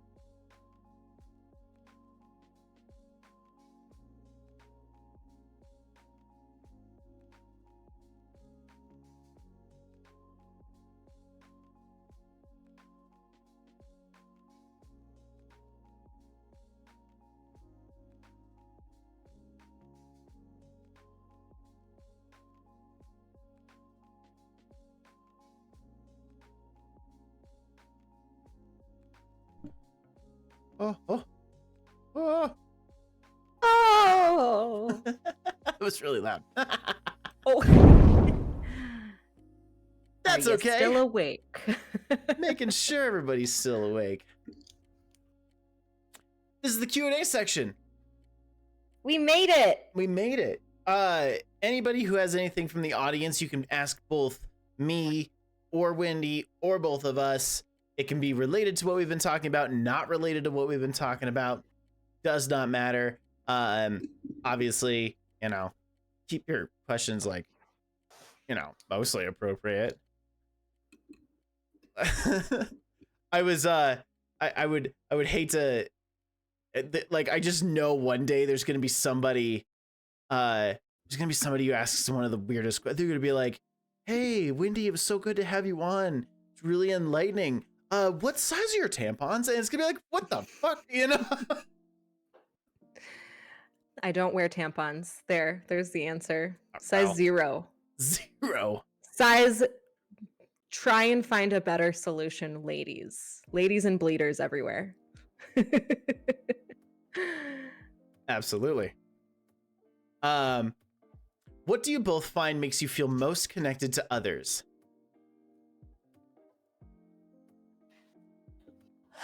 I mean, I'm an experience collector. So, you know, I'm not as much of like a physical gift giver as I am like, let's make a memory. So having a moment in time that is special that you are sharing with a person is really wonderful. Mm-hmm. I also just connect when people are like putting their feelings on the line. So like watching someone be their most authentic self, I think Mm-hmm. that's really special. Yeah. But yeah, even just sharing a laugh and doing something different and weird and cool. That's why I'm like a total traveler. And I like experiences. So it could just be like going out to dinner, or like catching a cool sunset or something. I like that. What a great Hinge profile. Yeah, it would Will you help me write my profile? Sure. You need one? Sure, mine talks about how I'm a child of divorce. So I would say honestly, like I thought about making a joke answer and being like, when people give me money for making them laugh. But it's for me, it's honestly it's a very similar answer. I like sharing a laugh with somebody, or really connecting on like a specific emotion, even if it's like such a specific emotion about one specific thing that has happened, like so specific. Like it's like, how'd you feel about the 2008 David Tyree helmet catch from the Super Bowl? And it's like, it was amazing, you know. Like all sorts of like stupid whatever, right? But like that connection to somebody can be like the thing that you're like, I'm gonna hang on to that, and that's gonna make me feel the most connected to you. And just like being able to share that emotion with somebody of that memory, and sometimes that experience, like you said, like going to a show, like going to a concert with somebody. Like that's such a cool thing. This weekend, I'm going to go hang out with my niece and nephews, and they're going to watch the Fellowship Extended Edition for the first time. And like, that means everything to me. That's amazing. Yeah. So that's like a perfect example. And on like a smaller scale, like it doesn't have to be climbing a mountain or anything like that. Yeah, it does not have to be something I spent money on. But when you're like sharing something, like I'm actively sharing my love for a thing, or if someone's excited and they're, you know, it's like we're doing this. The question was about connection. So me doing this, it's not that deep. Never mind. Yeah. Good answers. A-Girl asks, is the right / best / recommended approach to identifying an issue in order to better approach / handle it? I'm so sorry. Can I see that question? That was a lot of words for me to process. It's right there. It's in the chat. I see it. I see it. Okay, I found it. Is the best / right / recommended approach identifying an issue in order to better approach? Are you talking about like when people name an issue, like, or get a diagnosis? Is the right approach identifying an issue in order to better approach it? Okay, so he's asking. Go on. Like, is finding right best approach identifying the issue to handle it. So yes, are you asking this to a therapist or just in general? I just want to make sure that, like, if I answer it as a therapist, I can, but I can also.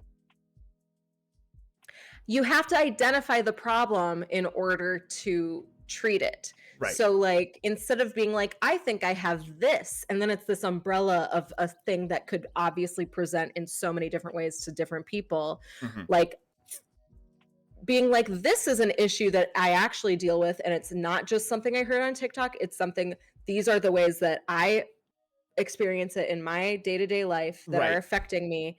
What is this problem? And then what would be a solution? Because I know I'm not a therapist, so I shouldn't be answering this question. I'm listening, please. But like, I feel like you have kind of, it's like a menu. You have like a menu. Like, here's the issue.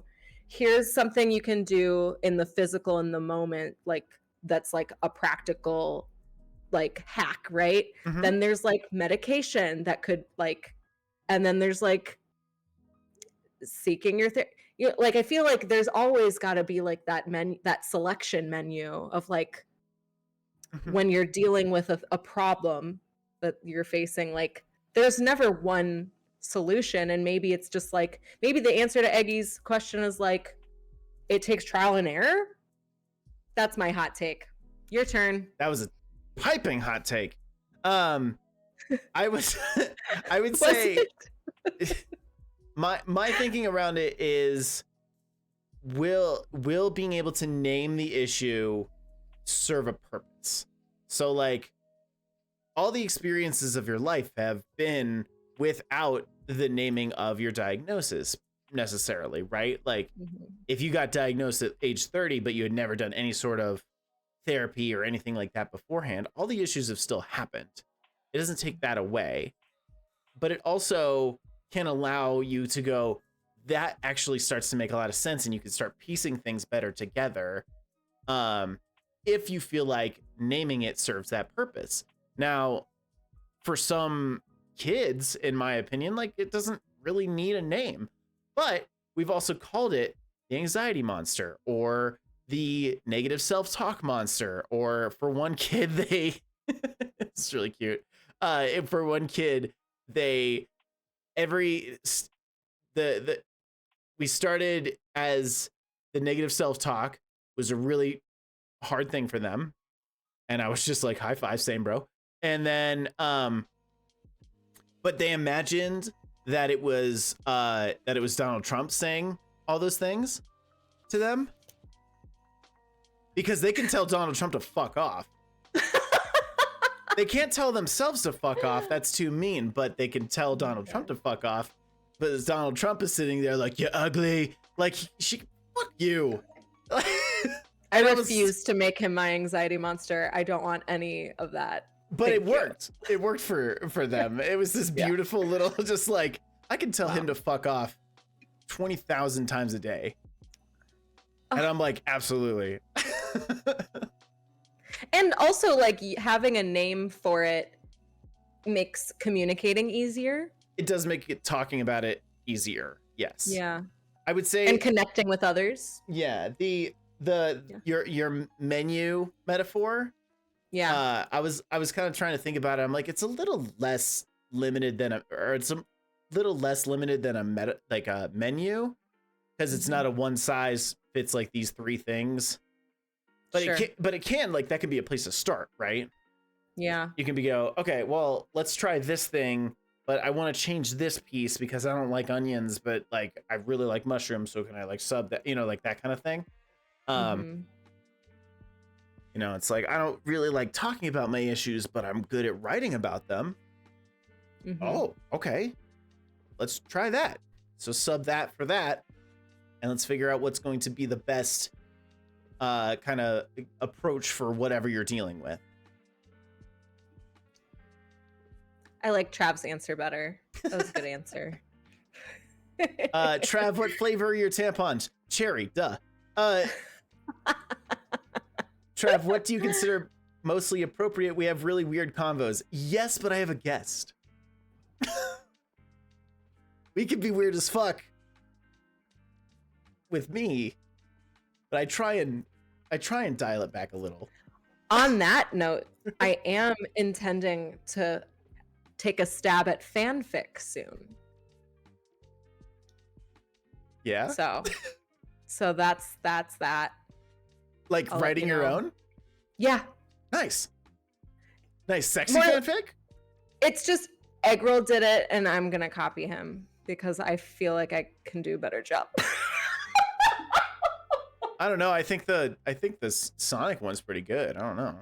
It was so good, but like it made me, oh god, I'm caught. It made me go crazy. Like again, like it's my just controlling nature. I was like, I need to write one myself. So that's coming up. They're incredible. In relation of you and your weird content, I know that's gotta fit under that umbrella. It's up there. It's up there. Okay. It's up there when I have to sit there and read just paragraphs. Yeah. And it's so hard to be, and don't take that out of context. It's so difficult to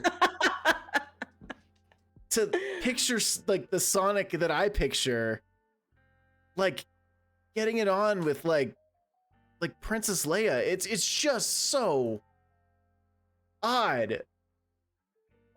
Cause like it doesn't make sense to have them in the same room, let alone having sex. Like, I don't care that they're in the same room. It's a fan fiction, but like, it's just so weird. Cause then it's just like, yeah, I'll help you out, princess. And it's like, it's weird. Okay. Yeah. I don't feel sorry for you. There's no sympathy. I do it to myself. You do it to yourself. Oh yeah. Absolutely, I do it to myself. Let's see here. Oh my god, it's the Windy? I guess that's a question. Hi, Spooter. Sure is. Windy said she had some questions for Trav, right? I do. Fire away. I could ask a question. Fire away. Let me grab my. I read them back on our break, and I was like, "Oh, these aren't that good." But let's go. No, they're gonna be great. Are you doing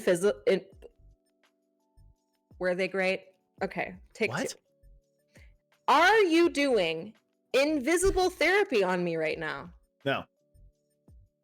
I'm not getting paid for that. Are you psychoanalyzing me? Same question. No, I'm not getting paid to do that right now. Okay, perfect. We'll take another question from the audience, and then I'll ask my next question. I get that question a lot, especially now that we're poly and we go on dates and stuff like that. I go on dates with new people, and they're like, "Oh, you're a therapist? Are you psychoanalyzing me?" And I'm like, "No, dude, that's work. I'm clocked out. That's work. I'm at a really loud bar with you. Like, yeah. If I really wanted to do that, I would, and I ask you to pay for it.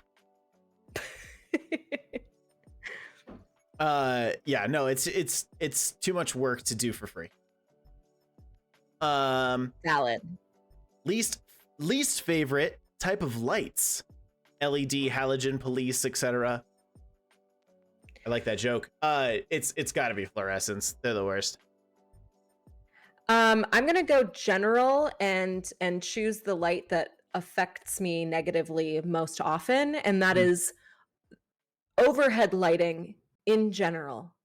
All things. I do not enjoy an overhead light under any circumstance. I will yell at you in my home. Do not do it. Do not touch it. Don't touch the big light. Don't you think about it. I am surrounded by ambiontic lights everywhere. There is a glow in every corner of my home. Oh, yeah. And that's the way it should be. So that's my answer. Yeah, it's the fluorescent lights. I don't have misophonia, but I don't like the hum, and I don't like that it's like cold lighting. I don't like cold lighting. Definitely. Definitely prefer like the warm, nice. It's calming. It makes everybody look a little more tan. Are you ready for my next question? Yeah. Hit me. Your curls are amazing. Thank you. What is your hair routine? So I wash my hair about twice a week, but when I'm not washing my hair, I use a co-wash and a leave-in conditioner. And sleep with a silk pillowcase. Nice. The silk pillowcase will prevent all the well, not all, but a lot more tangles in the morning every time.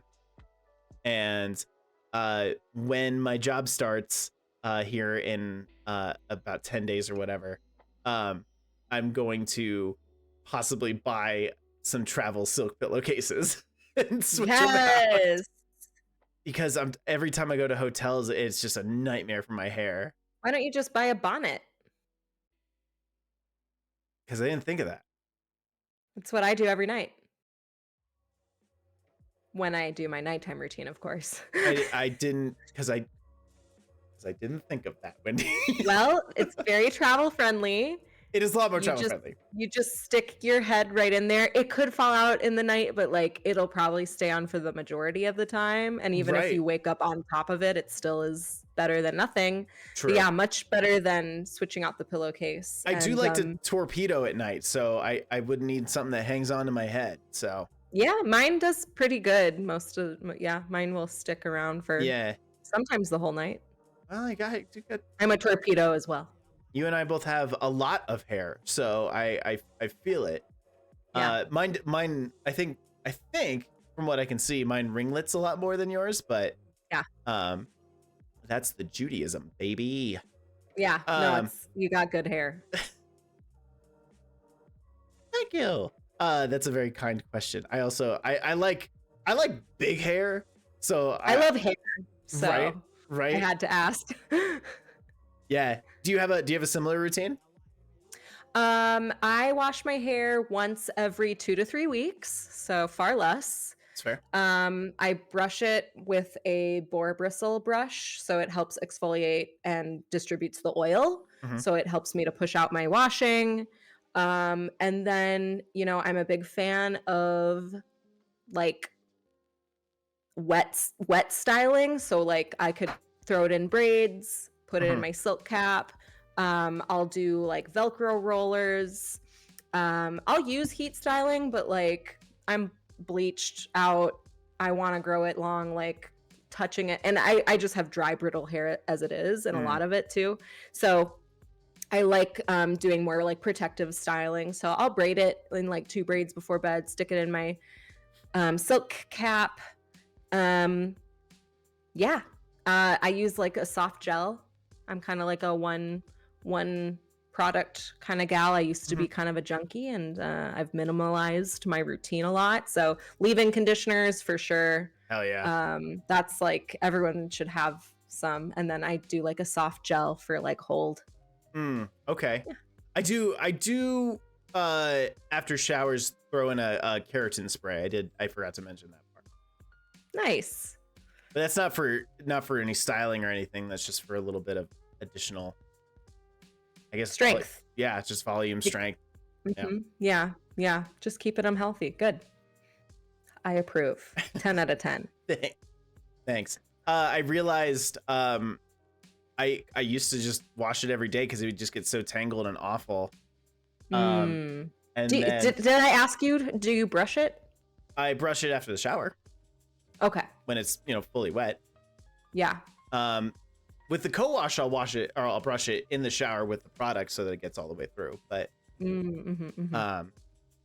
yeah, but I had a friend who is black and a stylist, and she was like, you gotta take care of these curls better. And she was like, I have all the products, especially for curly hair. So good. Yeah. I support that. I'm an ex-professional, so I do think about it a lot. Yeah. Well, I might have to ask if you have products that you really like. No, I'm not dedicated to any products, honestly. Because it's not paying you, right? No, I was so poor for a hot sec. Oh God, I feel it's so hard. Oh my God. I've traveled a lot too, so like my like product addiction, my values just changed, and now I'm just like, don't waste your money on the whatever it was. Like, I'm not saying I buy like Tresemme, heavens no, but like there's just the market is so saturated that there are brands that I like. I can send you a photo of the gel if you're ever looking for like a little hold, because honestly that could even like prevent tangles, just having it like stay in the ringlets a little bit more, or even just like a trim, like trimming the ends. But I haven't done that in a while. Yeah, that'll make a difference. Honestly, that's why mine tangles where it does, because it's right at the ends, or in like the nape too, like that shit. Ooh, back here. Don't go back there. Oh my God, back here's the worst. Yeah, but now I look up like clean ingredients, so that's like just more my priority is I'm looking up which affordable brands have the least toxic ingredients, and then if it works for me, it's good. So I'm like a low to mid-range product user nowadays, and I bop around a little bit, but I can't even think of the name of the brand I have in there right now. I like can't. Yeah, that's fair. I also can't think of it because you're not paying me. Exactly. But who asked me? Aaron asked where I get my glasses. Use code HAL50, HOL50 for 50% off frames at firmu.com. Bam. Absolutely. I'll write that in chat. I don't know if it still works. It's an old ass code. Eggroll asked, "What is invisible therapy?" It's a pop psychology term of, basically like, I thought I made it up. No, it's a pop psychology term because people I made that up. They're like, it's covert therapy or like invisible therapy or like those kinds of things. It's not what I'm going for, because that's work. But it's like basically like trying to do undercover therapy while trying to have like a normal conversation. No. Terrifying. No, not worth it. Are either of you Bob's Burgers fans by chance? Mentioning fan fiction, what do you think about Tina's erotic friend fiction? I've watched a fair bit of Bob's Burgers, but like not to the point that I know what you're talking about. But Tina's great and sounds fun. Are there horses in that one? There totally are. Yes. I think I have seen that actually. Yeah, or maybe there's just a lot of horses. Well, Tina's, it's Tina, so there's always horses involved. No, I have the same answer. I've seen a good number of episodes, but I don't think I don't think I know which one that is. Let's see here. Windy, where'd you get your glasses? Got that one. Oh, what's wrong with Tresemme? There's like, well, okay, I haven't done any like crazy research on Tresemme specifically. I'm just referencing it because like their giant bottle of hairspray was like my entire scene era, right around like 14, 15. So like I just associate it because it's like $1. But like look up the ingredients in your products, you guys, because like there's a lot of really nasty stuff you don't want to be breathing. I just assume that it's got a lot of toxic ingredients. So just look into that. You know, we want to take care of ourselves and be alive forever. Oh, not forever. Please don't let me live forever. Point Sub Scalper asked a question and then repeated it. So I do want to answer that next. Is that, if that's okay? Of course. It's a good one. Yeah. Very basic. Yes, I saw. Okay. Sorry, Bree. I straight up didn't see it. Wherever it was. So sorry, Bree. I think this is to Windy, because like Bree's in my stream all the time. But Windy, what kind of games do you stream? I stream. It's like I knew the question like forever ago. I'm failing at answering. I'm a variety streamer, so I switch around a lot, but I really enjoy cinematic games. Obviously, my love for film explains that. I like being invested in the stories. So, you know, a couple of my favorites are like The Last of Us and Uncharted. Beautiful. But I also really enjoy Spyro. I like some spooky, creepy stuff. Like Until Dawn, we played like this last Halloween. It's probably my third playthrough. So yeah, like story-based games are great, and adventure games. Like I'm a big travel junkie, so when I'm unable to travel, playing the kind of games that like transport you. Mm-hmm. So yeah, I'm primarily a PlayStation 5 gamer, and then I do hit up the Steam games every now and then because they're just so much cheaper. My goodness. They can be, yeah. Oof. They can be, but it also depends. Can your system handle it? I don't know. Obviously, I have no idea. I like okay right now. People. There was one time, I don't remember. Gosh, it was just so long ago. But somebody came in and they were just like, I don't remember what I was playing, but they were like, hey, like what like specs are in your PC? Like what products? And I'm just like, some companies that aren't paying me. There's like a cool graphics card in there that the company that isn't paying me is in there. Heavens. Yeah. I don't know anything about computers. Y'all can make it happen. I'm just saying. Yeah, I'm like, please don't break. Please, I don't know what I'll do when something goes wrong. Yeah. Feel the same way. Like I was streaming off my MacBook Pro for the first year. Mm-hmm. So until it decided I wasn't allowed to do that anymore. That's enough. But now I'm a real gamer. Real gamers. So, I'm a real gamer. I got Steam. Hashtag real gamer. Yeah. Yeah. Are there any games that you can't / won't play, Windy? Well, there's games that are just really scary. So that's a thing. Like being too afraid, like that freaks me out. Like I can't imagine getting through like Alien. That's just an example. Mm-hmm. Even like, I mean, I've played Resident Evil, but like I don't know if I can anymore. Fair. I really don't like first person games. And then I also really struggle with open world games, which is very unfortunate. Because there's some really good games out there that I really want to play, mm-hmm. but I am so incredibly overwhelmed by said possibilities, like Red Dead Redemption 2. I started that game twice. And I was like, oh my God, wait, but I can't, there's too many choices. And it really scares me. Like I really enjoy a linear story experience that has plenty of adventure. But yeah, that first person games that are too scary, games that are too boring. You know, there's more games that I don't like than I do like. I'm niche, I suppose. Some variety. No, I'm kidding. It's very it's all based on taste, man. If it's just not what you're into, then yeah. Whatever. Although I do enjoy that on Twitch I can at least watch people play. Sure.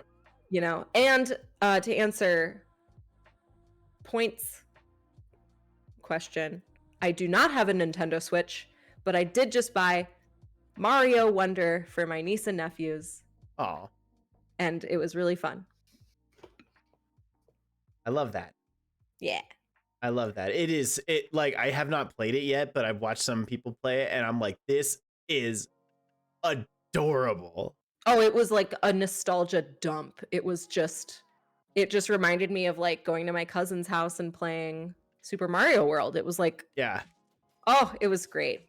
It's adorable and it looks beautiful and it's just like everything just feels good. It looks good. Like, I was just like, I might have to get this when it goes on sale. Like, I might have to get that. Yeah.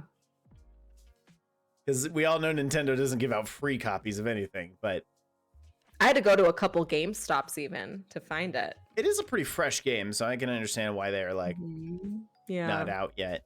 In this economy. In this wonder in this economy.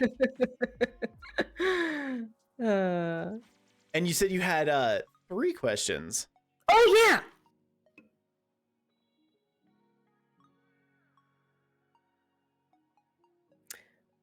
Why tank tops? Deep. Hey, I didn't say they were good questions. It was very it was not a super conscious decision, but it came from when I was on Tank Bros. And we just were both wearing tank tops, and when we were coming up with ideas for like channel names and stuff like that, we were like, we want like, you know, bros something, you know, like something bros. And then I was like, we were both wearing tank tops, so I said like, what about like tank top bros, but like, you know, we're like on top of tanks, like, oh, that'd be kind of fun. And it was just like, what about, and then we were like, what about tank bros? And it was, I like that. I like tank bros. But I just run hot.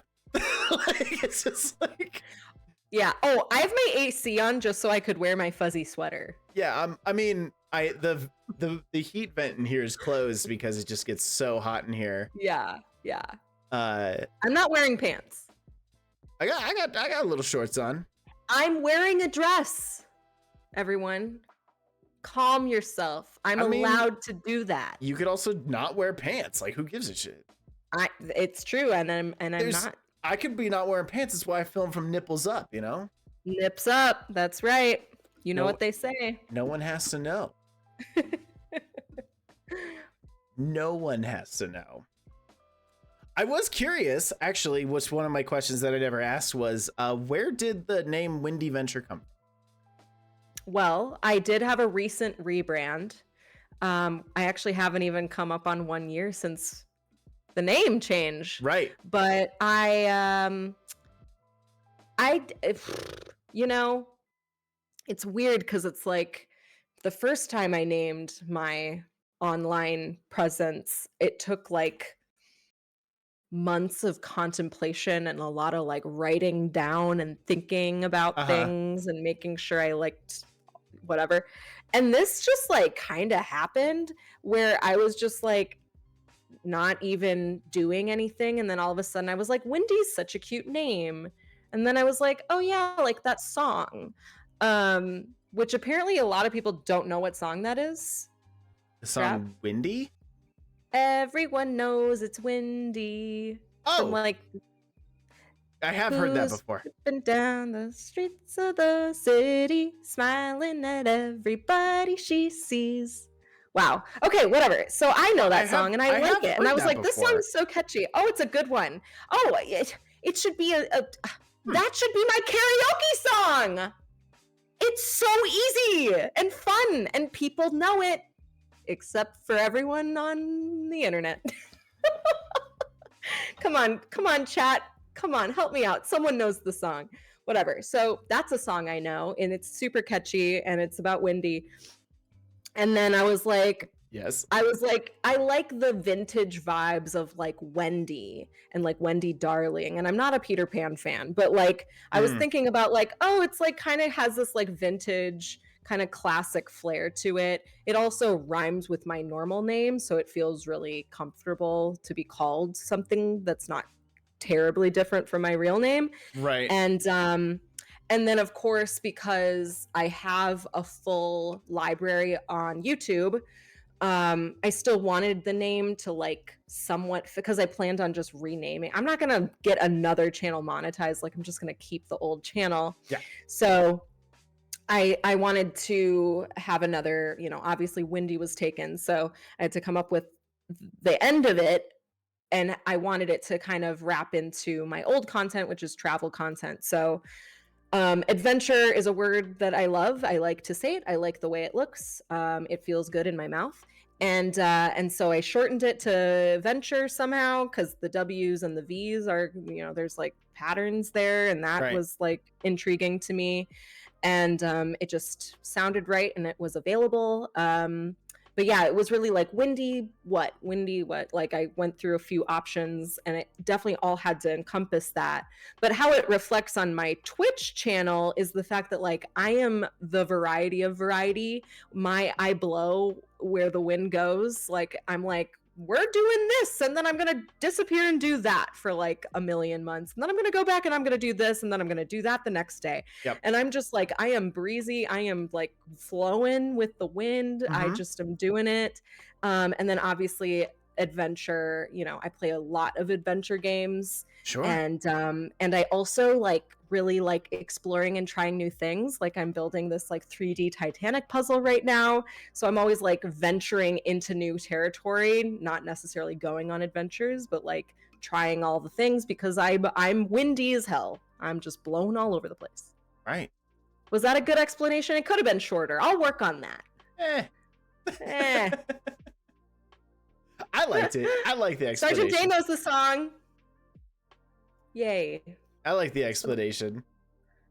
Absolutely. Thanks. You said something that you mentioned that I was like, I heard you say that you like cinematic games. Quick thoughts on the Uncharted series.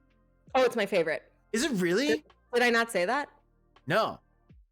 I didn't say that next to The Last of Us. I didn't say The Last of Us and Uncharted. I think you said Uncharted, but I was like, I wanted to hear like thoughts on it, because I have my own thoughts on it. The Uncharted games are the closest thing to perfect for me. I've only played them once. Okay. It was one of the first things I tackled because it was absolutely a priority for me. So like we're talking year one of stream.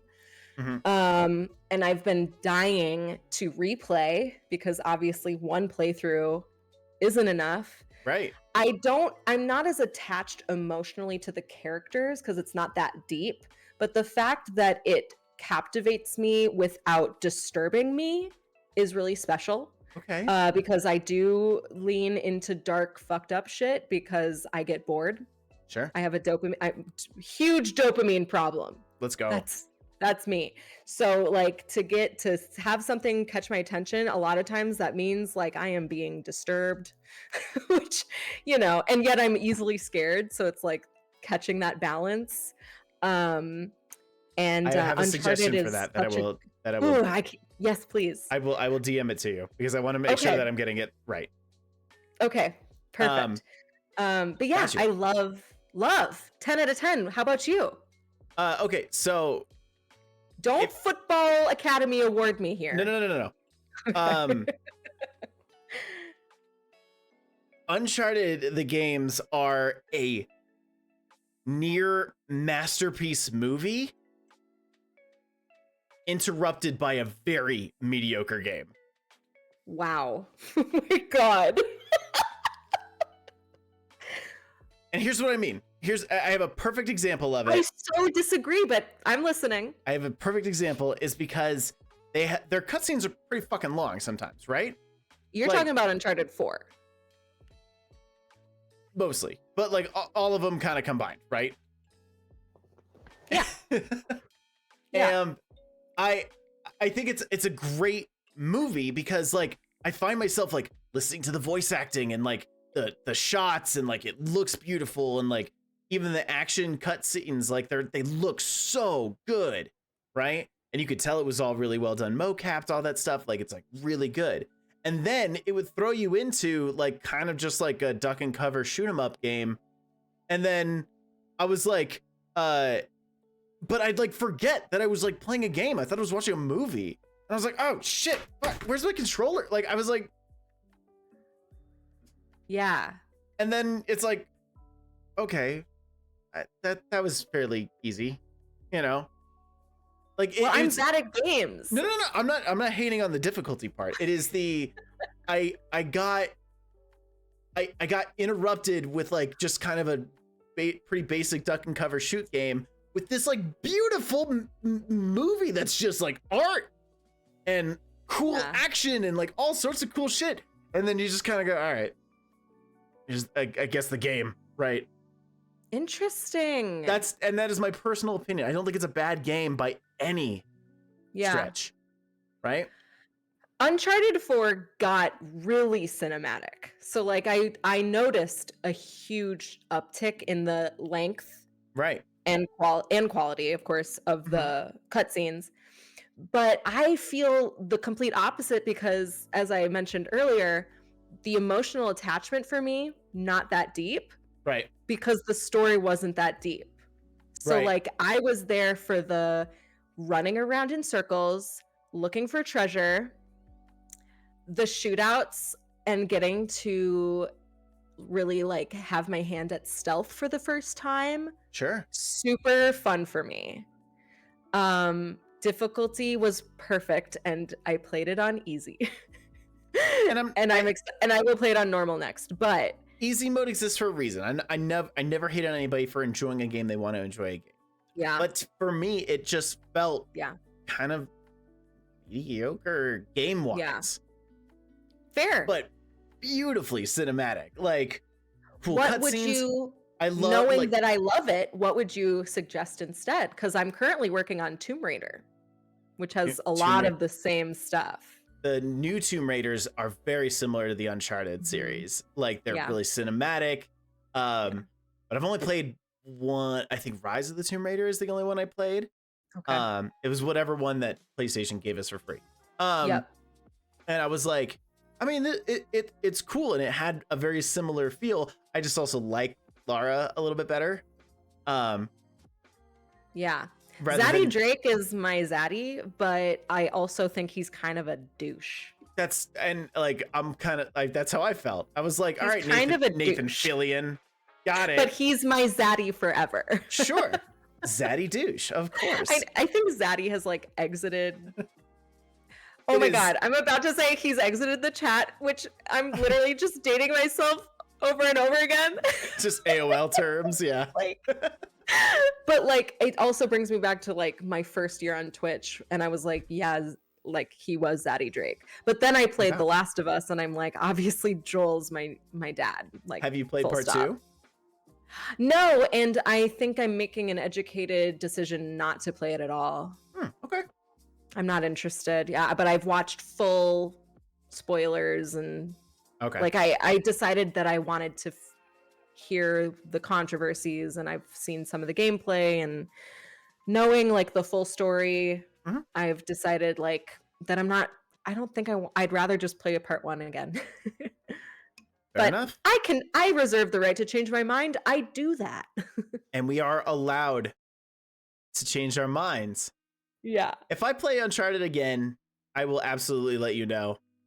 Oh no, I'll be there. You won't have to tell me. I'll notice. Because I'll be like, all right, I gotta. I'll be like one eye open in my bed, trying to watch it. But no, I've been holding off. I'm like, when is it too soon to replay the series? And anytime I've asked the like community, people seem interested in me trying new games, so I keep trying new games. I'm a slow gamer, mediocre, and so we're working through the library slowly. My thought, and in, gosh, I think it was the Tabby episode that we were talking about, just play what you like.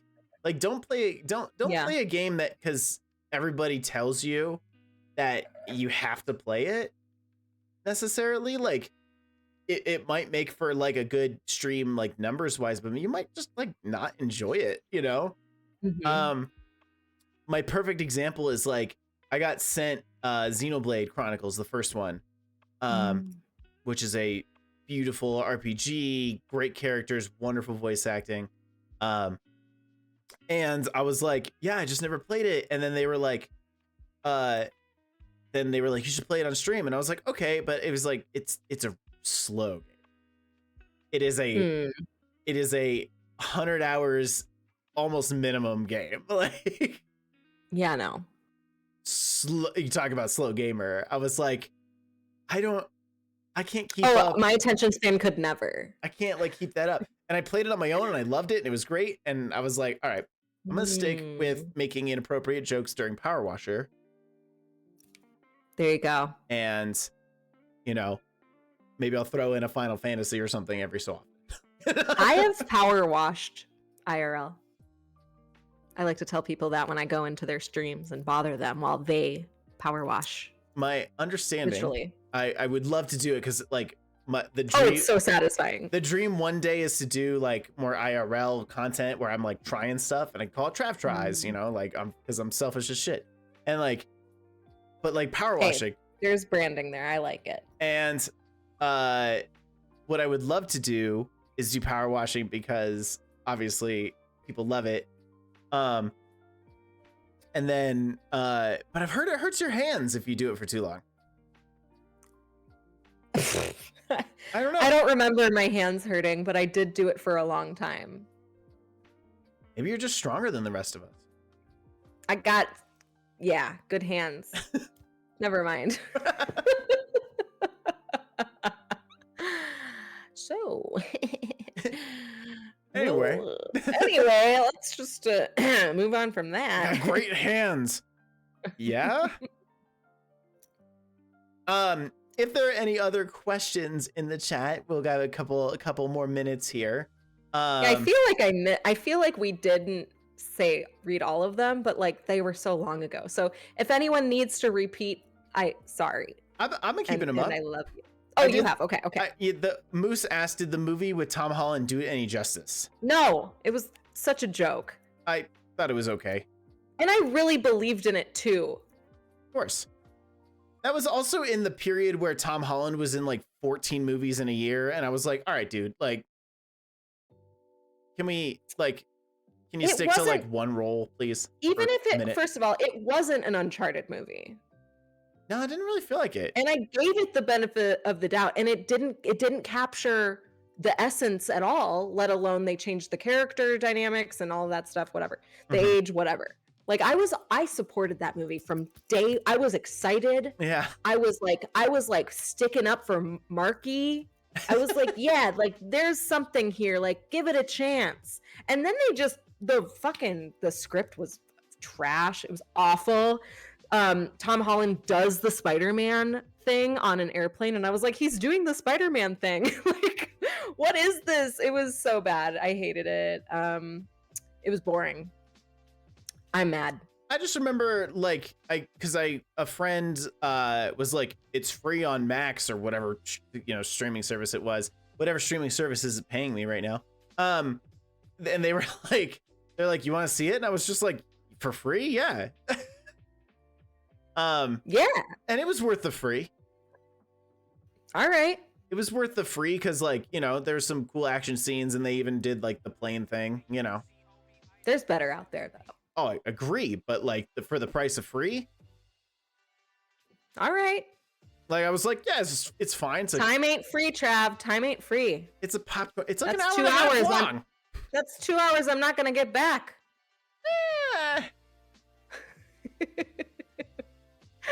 We also may or may not have had drinks at the same time, so that would also make it a better movie. It made it okay. Yeah. I remember it like credits roll, and I was just like, "That's alright." Yeah. I don't think I'll watch it again of like my own volition, but like, I'd rather play the games again. Amen. Me too. Oh, Zaddy Drake. Let's get a little bit of Zaddy going. Last chance for any other questions, whether they're related, not related to anything that we've been talking about. I will post this in the chat here. I'll post it like a bunch of times. Wow, that was a lot. That's Windy's link, and it's the link tree, matter of fact, and it's all the things, and you should follow on all the things and subscribe on all the things. And I don't know what you're doing sitting here and not following all the things and all the socials and stuff like that. But that's all of Windy's stuff, and you should definitely check it out. Thank you. This Egro has a good last question for us. Hit us. For either of you, what would you say are your biggest passions in life? Fuck bitches, get money, dude. Like, yeah, like. Obviously. Oh my God, literally same. What? Oh my God, same. We're the same. Oh my God, same. We're the same person. Oh my God. I'm a sucker for travel. So again, I'm a collector of experiences. But you know, at the end of the day, like having people in your life to share that with is important. So I guess people aren't my passion. I kind of like, I don't know how much I even like people. But I guess only traveling, slightly hurtful. Yeah, it's cool. You know what? No, I know my answer. Ooh. It is about experience though, because like whether I'm like out chasing the that bag for myself. Yeah. Dat ass. Whether I'm out chasing experience through like traveling, trying new things, et cetera, et cetera. I also like, from a more professional perspective, or like how can I pull off doing something that feels important to me, but also like support myself. Gotta get that dough, speaking of which. But like, I really like to create experiences for others, and I'm kind of working towards getting back to that place. Yeah. It's kind of like my end goal is like, how can I be that person, not just for myself in my personal time, but I want to be that for people all of the time. So I really do take a lot of, and I've done that, you know, in my line of work / works. And, you know, I'm finally starting to work towards like a long-term goal of like creating experiences and like giving people the opportunity to like make memories and like have like special moments. Like that is the shit I just, maybe that's why I like the Clippys, because like we're like celebrating moments, creating a moment, and it's a way that I can do it from the comfort of my home with my cats. But yeah, I love experiences. So giving them away, collecting them for myself, like that makes my little heart sing. It's a very nice answer. I like that a lot. It's a very poetic answer. Get bread, get head. Good poem. It's I mean, it's not out of the question, but it's also God. But it's also Are you a baker by chance? No. You should work on that. No, baking's a science, and there are too many rules to it. I like cooking because there's less rules. I can kind of go with what I'm like, that sounds okay, but I could do better with this, you know? Yeah. And if I look up a recipe online, I don't give a fuck about your fall in New England. I really don't give a shit. Please give me the recipe, you know?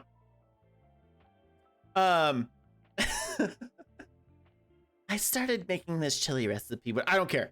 No,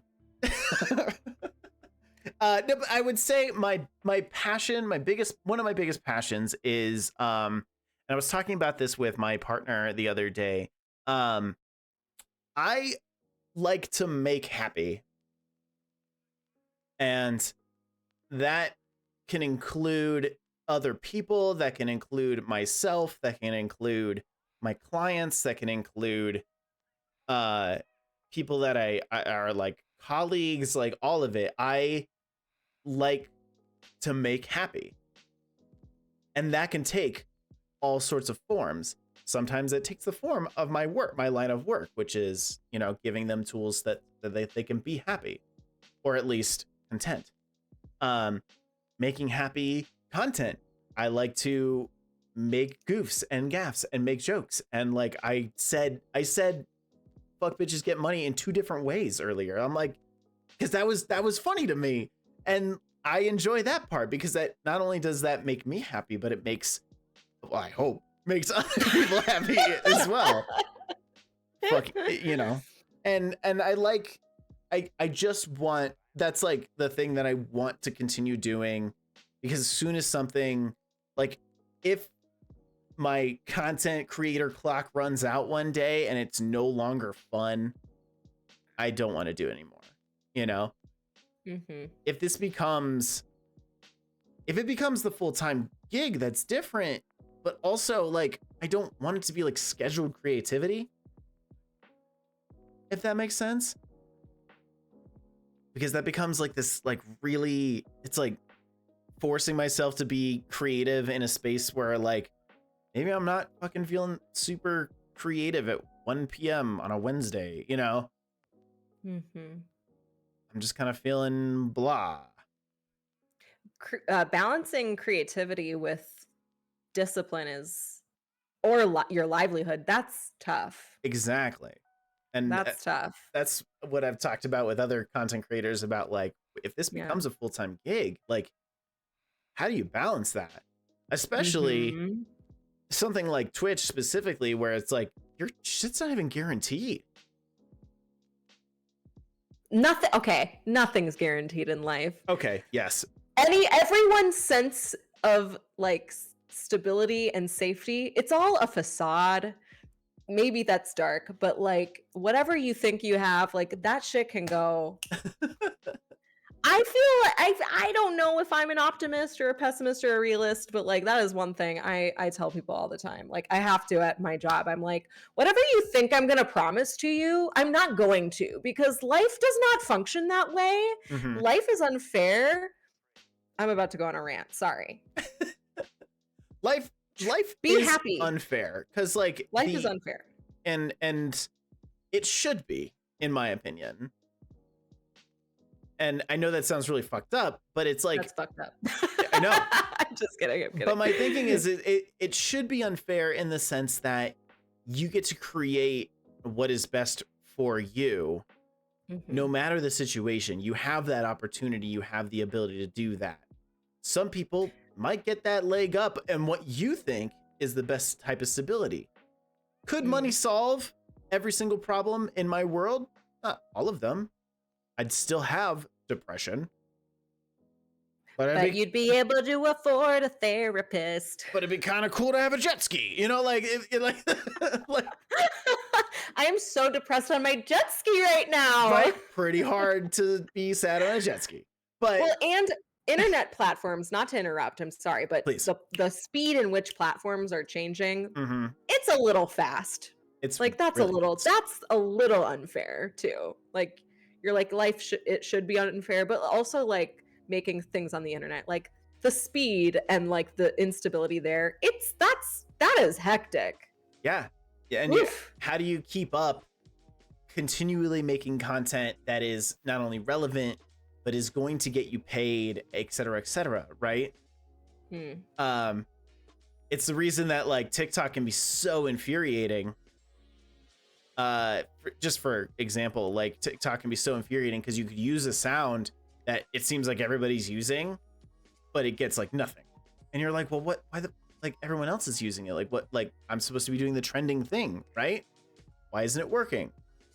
And it's like, well, we already moved on, because that was about 8 hours ago. So, oh God. So it's a very weird way of looking at it.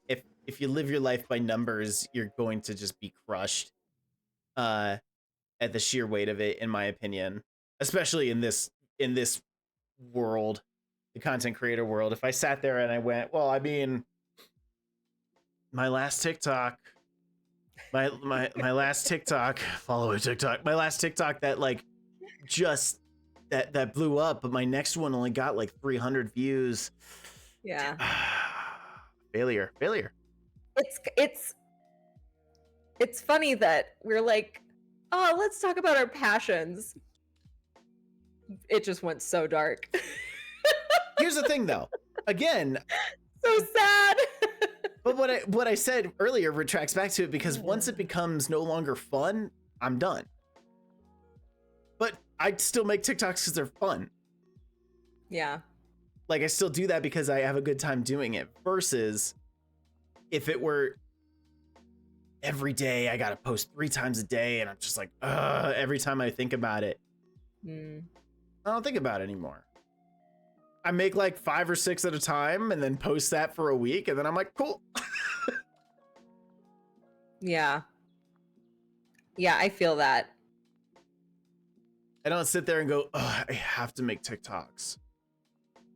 I mean, I'm sitting on a lot of video footage that I've not edited. Mm-hmm. And like you put it so simply, like, I'm not going to do it if it doesn't feel fun. And it's like, is that really the reason that I've had such a hard time like revisiting that? Like, video editing has just felt less fun. Yeah. And so it's like, maybe it's time I just accept that and get rid of all that mumbo jumbo extra footage. Right. But it might be really, it might be kind of freeing to just kind of have clean slate. I don't know. I don't want to speak for you, and I'm not doing invisible therapy. So, this is just blatant therapy, but I appreciate your advice. Well, no, yeah, I'll send you the bill in the mail. It's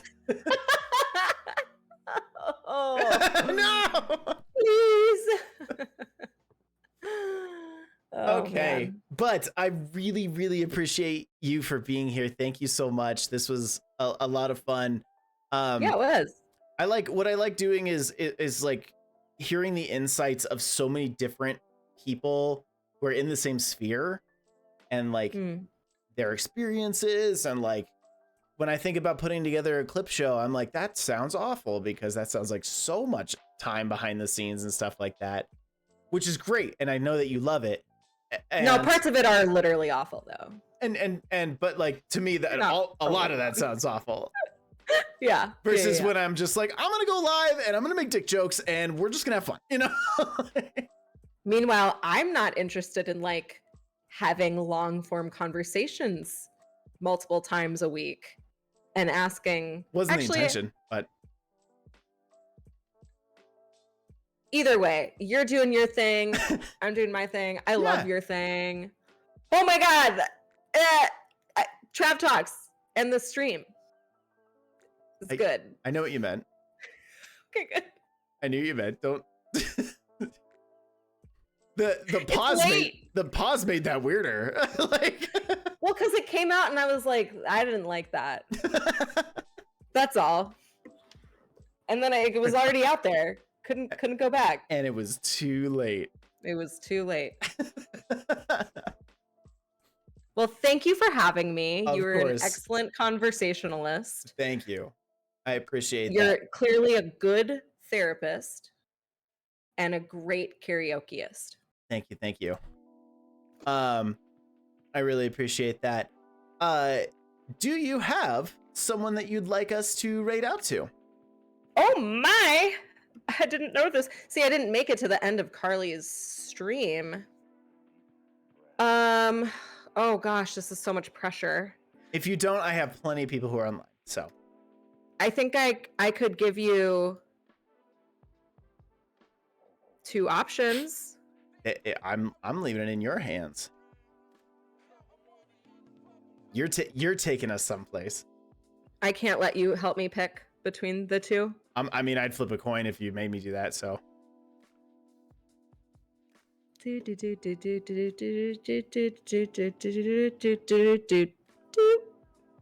That's my thinking song. I liked it. Okay.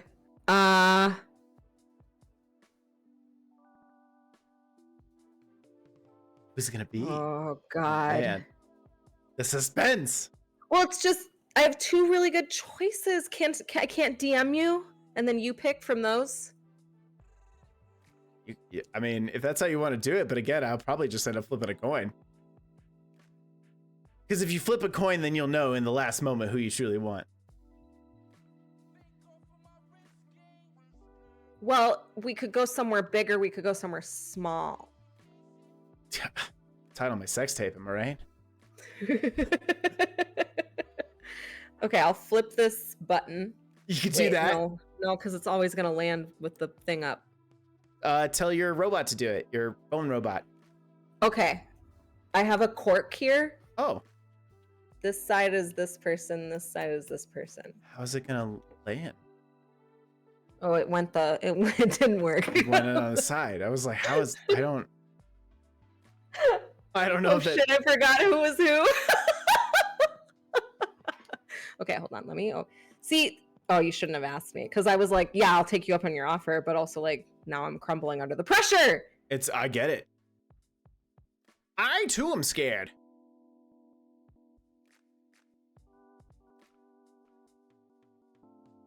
I'm with you, Eggy. I like the idea of flipping a cork. We're gonna go visit a friend of the Clippys. Okay. Fellow nominee, I'm pretty positive another winner.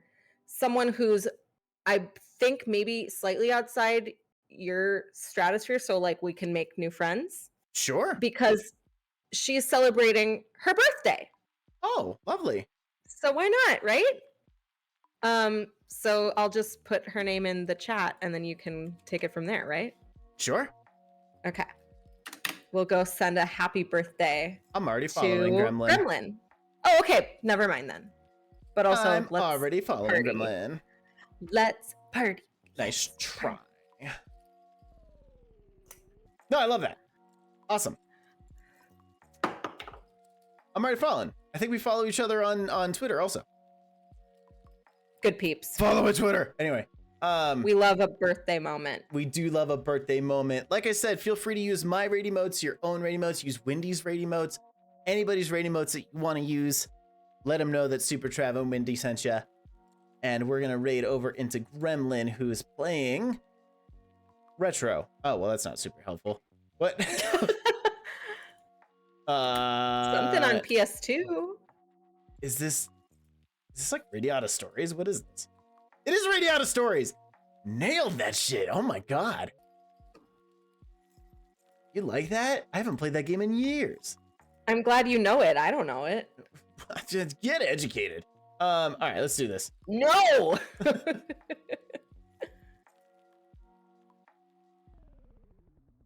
Let's do it. All right.